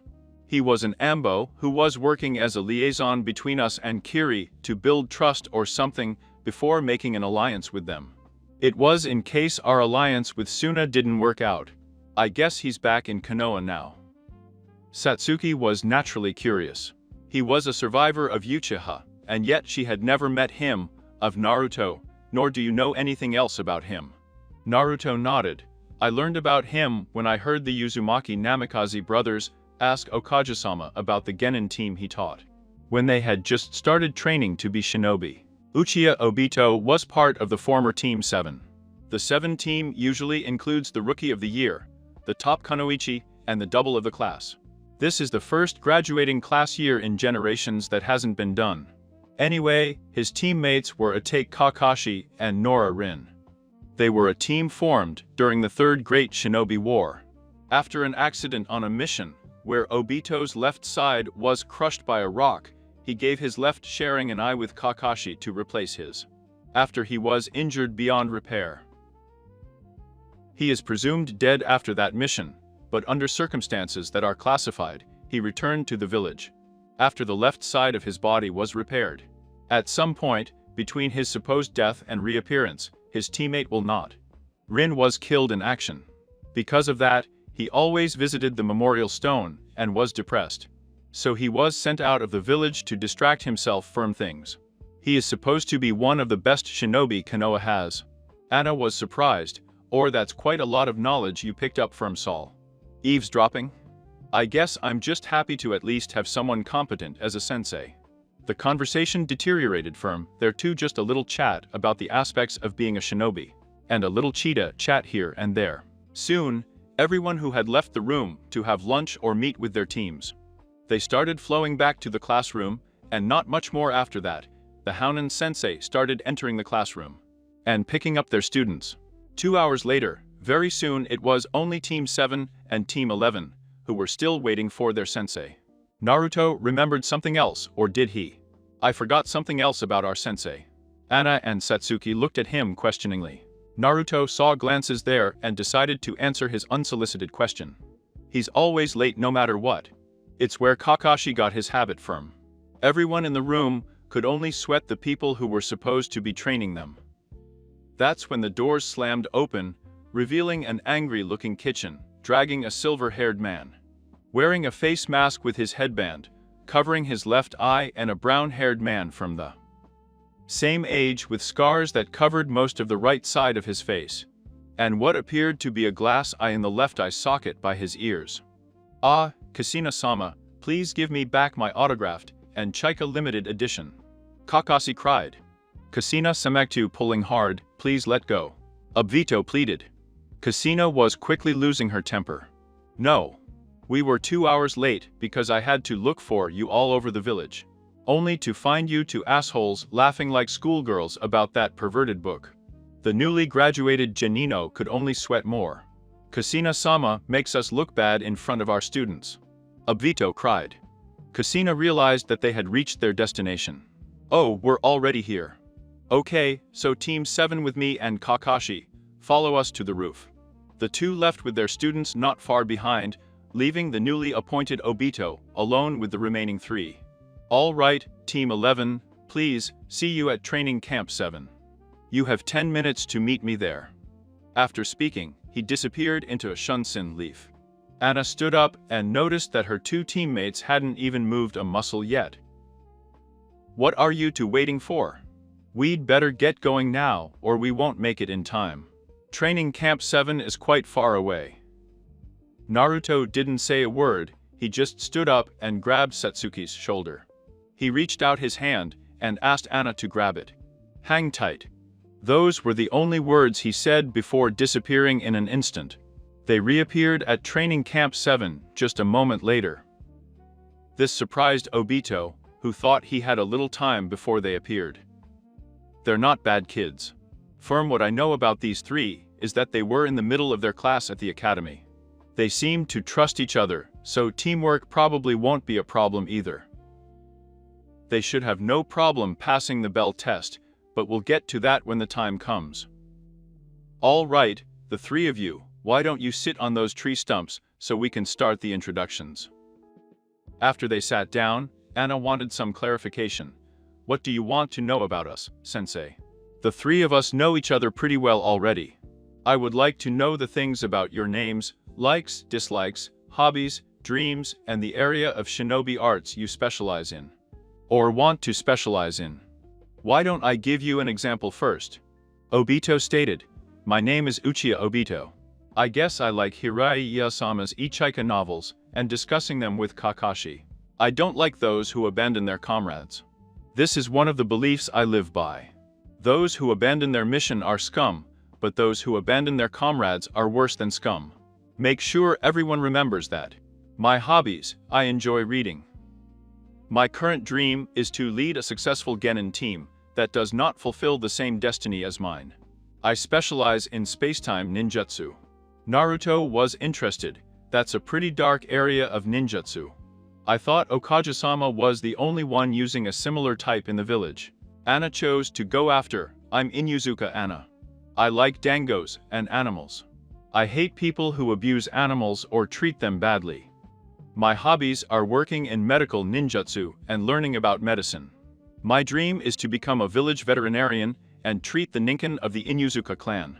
I specialize in my taijutsu clans together with the 3 Amaru brothers, who are my ninken partners.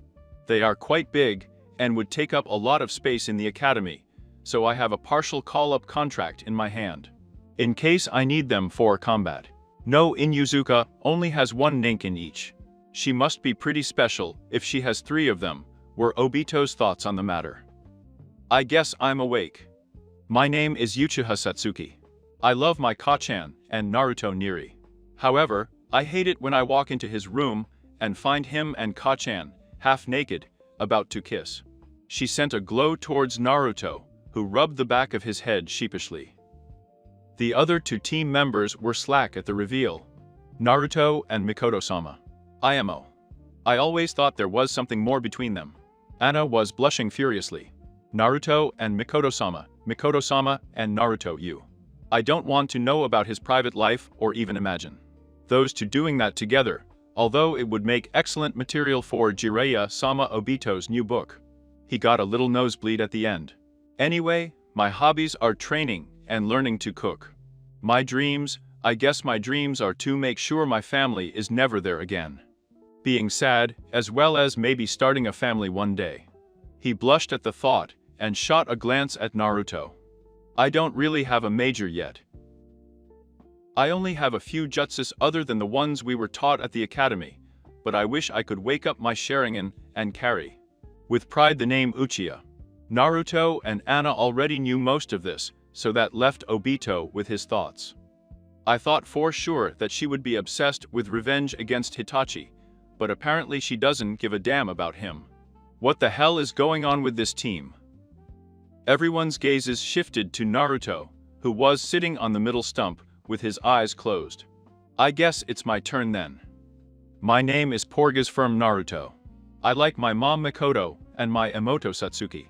I don't like to tell much, but mainly to those who don't live their lives according to their own beliefs. My hobbies include training and spending time with Mikoto, Satsuki or Anna.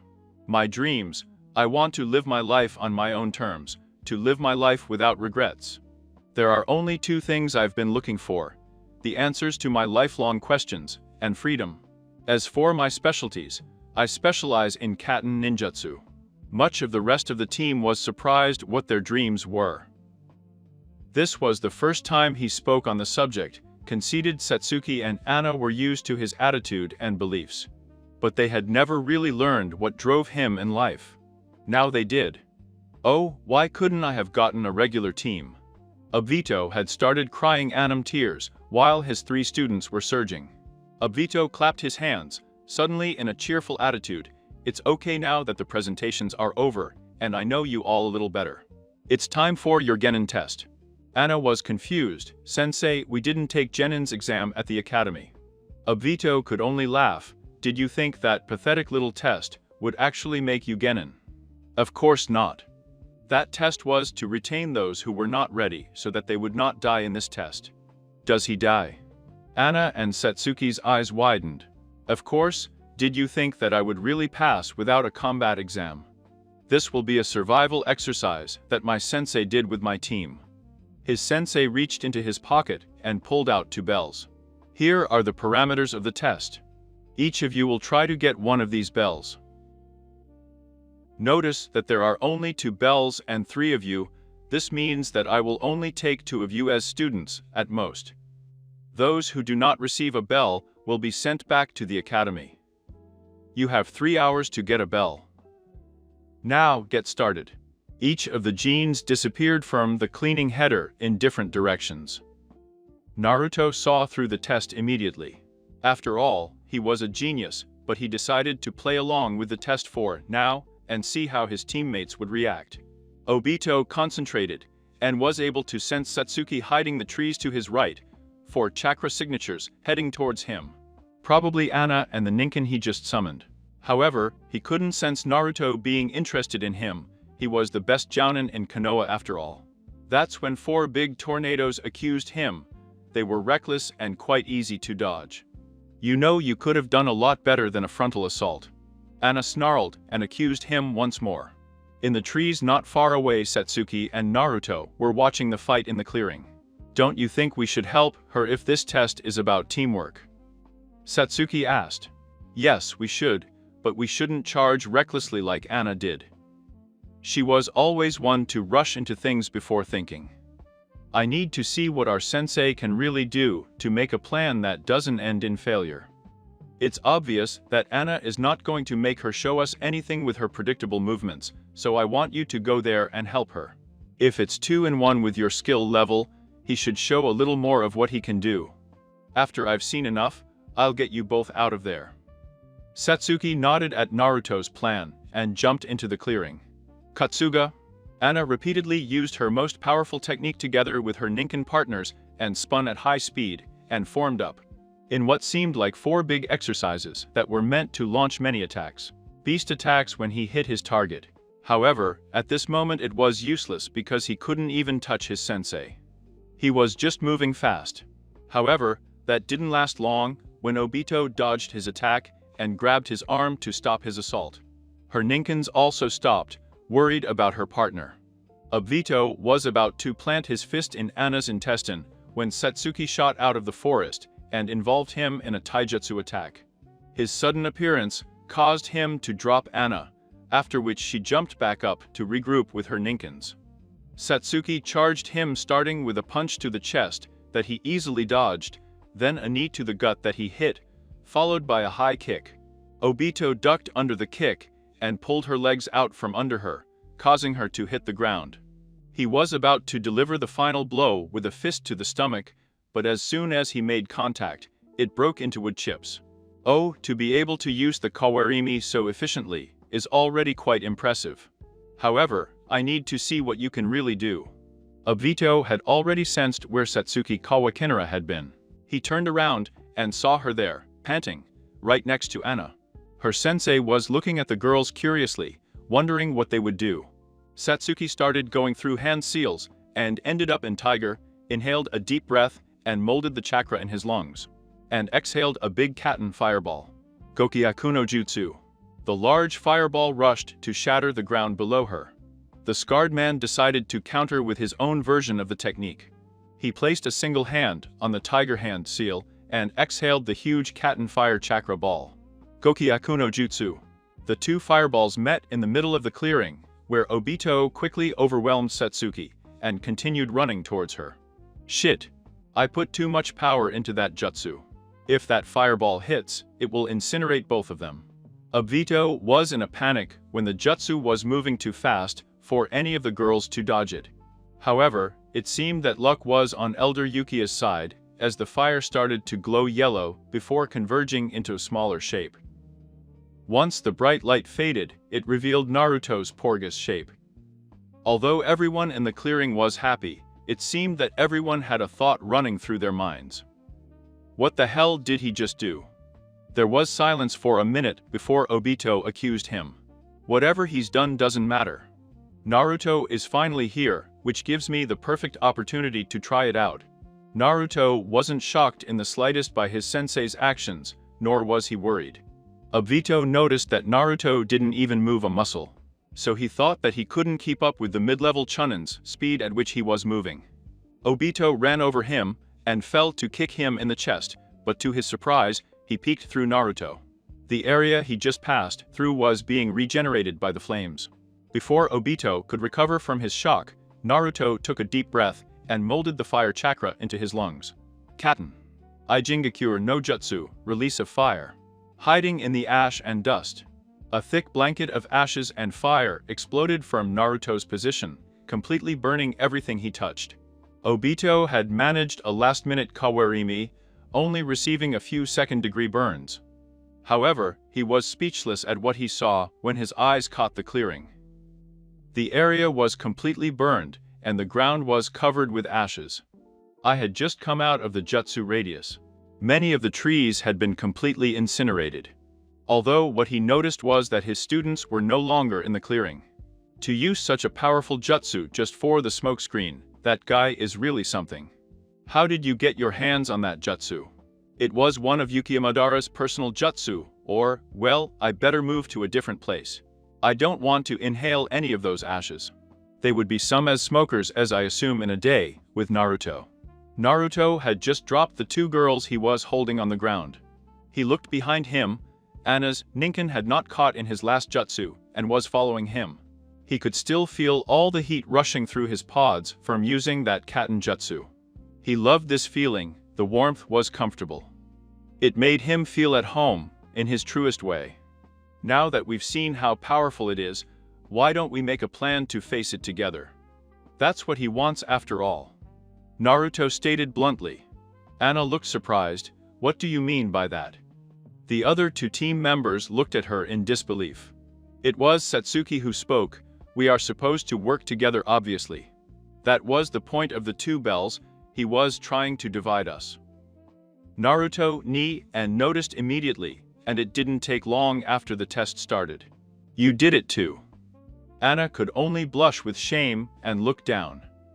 Sensei, I wouldn't say that people who abandon their comrades are scum, and then make us turn on each other a moment later. It was all part of the test, Naruto stated emotionlessly. Anyway, he wants us to work as a team, and that's exactly what we're going to do, okay? I have a plan, are you two willing to follow my example? Both girls nodded. Naruto smiled knowing that his sensei would be in for a big surprise, with Obito. Obito was in another clearing not far from the previous one. He was currently standing there with his eyes closed waiting. Elder Uchiha was waiting for his students to chase after him once more. This is exactly the same kind of situation that had to happen with Kakashi, Minato-sensei, and Greek Rin. I still missed her. He shook his head, breaking himself from thoughts of his former teammate, as he needed to focus on the task at hand. Obito would not let a repeat of the old 7 team happen. The current sensei of Team 11 extended his senses and found what he was looking for. Surrounding him from 4 sides was Inuzuka, Anna, and her Ninken partners preparing for an ambush. Not a second later, 4 drills as attacks were heading straight towards him from the north, east, south, and west. I only had instructions to enter, go up or down. He chose the latter, knowing that they expected him to jump, Doten, Moguraga Krenijutsu, ear release, and Ding Leak to Molotex Leak. Using one of his earthen jutsus, he dived underground, thinking that Anna and her Ninken would collide with each other. They did not, instead, each moved slightly to avoid each other and returned to the forest. Obito could sense this by using magnetic forces on Earth to feel. Honestly, he was confused, but also curious about what his students were planning. The Uchiha returned to the surface to see what they had planned next. As he stood up, he noticed that the entire clearing had been filled with small balls of green light floating in the air. They were beautiful to be honest and captivated him, although he wondered where they came from. I've never seen a jutsu like this before. Just what his purpose was. I shouldn't have asked that. Naruto could be seen standing in a tree south of the clearing behind Obito, his hands glowing with green light. The same green lights that were seen all over the battlefield, and more were occurring at the time. As soon as he saw his sensei get up from the ground, he activated the technique. Or Terugi, the firefly light. The lights seemed to be getting brighter, but they still didn't seem to do anything. And Daruma, fiery Doya, spoke once more. All the floating balls of light converged on each other at speeds that were impossible to dodge, and then exploded, setting fire to everything they touched. The smoke cleared, and Naruto saw the form of Obito standing in the middle of the crater, completely unharmed. Naruto frowned at the results, but things were going according to plan. He must have used that space-time ninjutsu he was talking about. It's pretty impressive for him to be able to dodge that combination with just one jutsu. It must have some kind of intangibility that is similar to mine for a short period of time. As soon as the wind blew, the one Satsuki fell down from one of the trees and carried his sensei. She caught him right after Naruto's jutsu ended, so he didn't have time to recover and was able to make him block instead of just dodge. A kick to the head was blocked by the man's forearm, and the blow that followed was caught.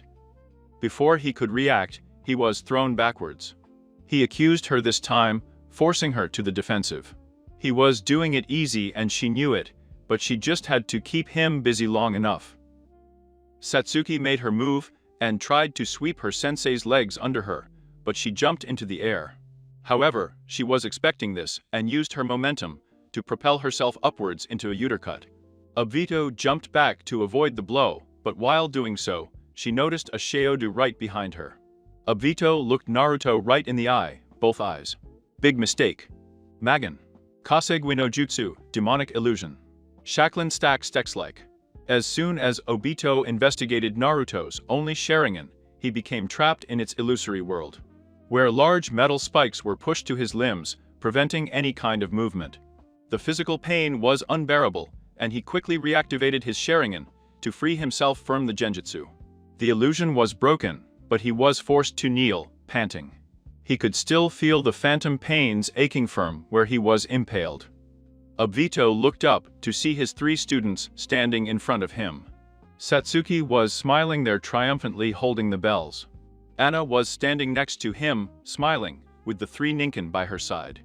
And finally, Naruto was looking at Satsuki, smiling softly at how happy he was. I had both eyes open at this point. Obito's eyes widened.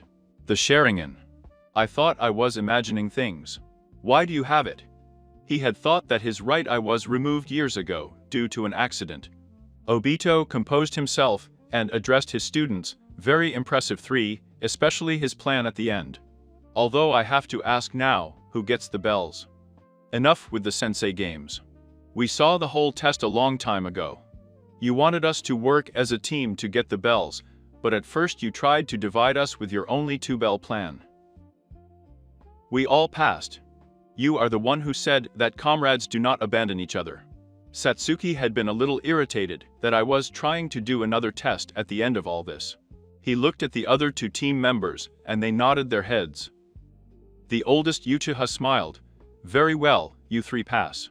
This is the test my sensei gave you. To our team, after we graduated and failed miserably. We only passed the test because we decided to work together about 5 minutes before the time was up. I guess it was enough to give us a passing grade. I am glad that the 3 of you were able to discover the meaning of your. From the very beginning, from now on, we are officially the 11th team. Satsuki and Anna cheered, while Naruto just smiled. Technically, this is supposed to be Team 7's training camp, because it corresponds to their team number. I just wanted to do the test here for old time's sake.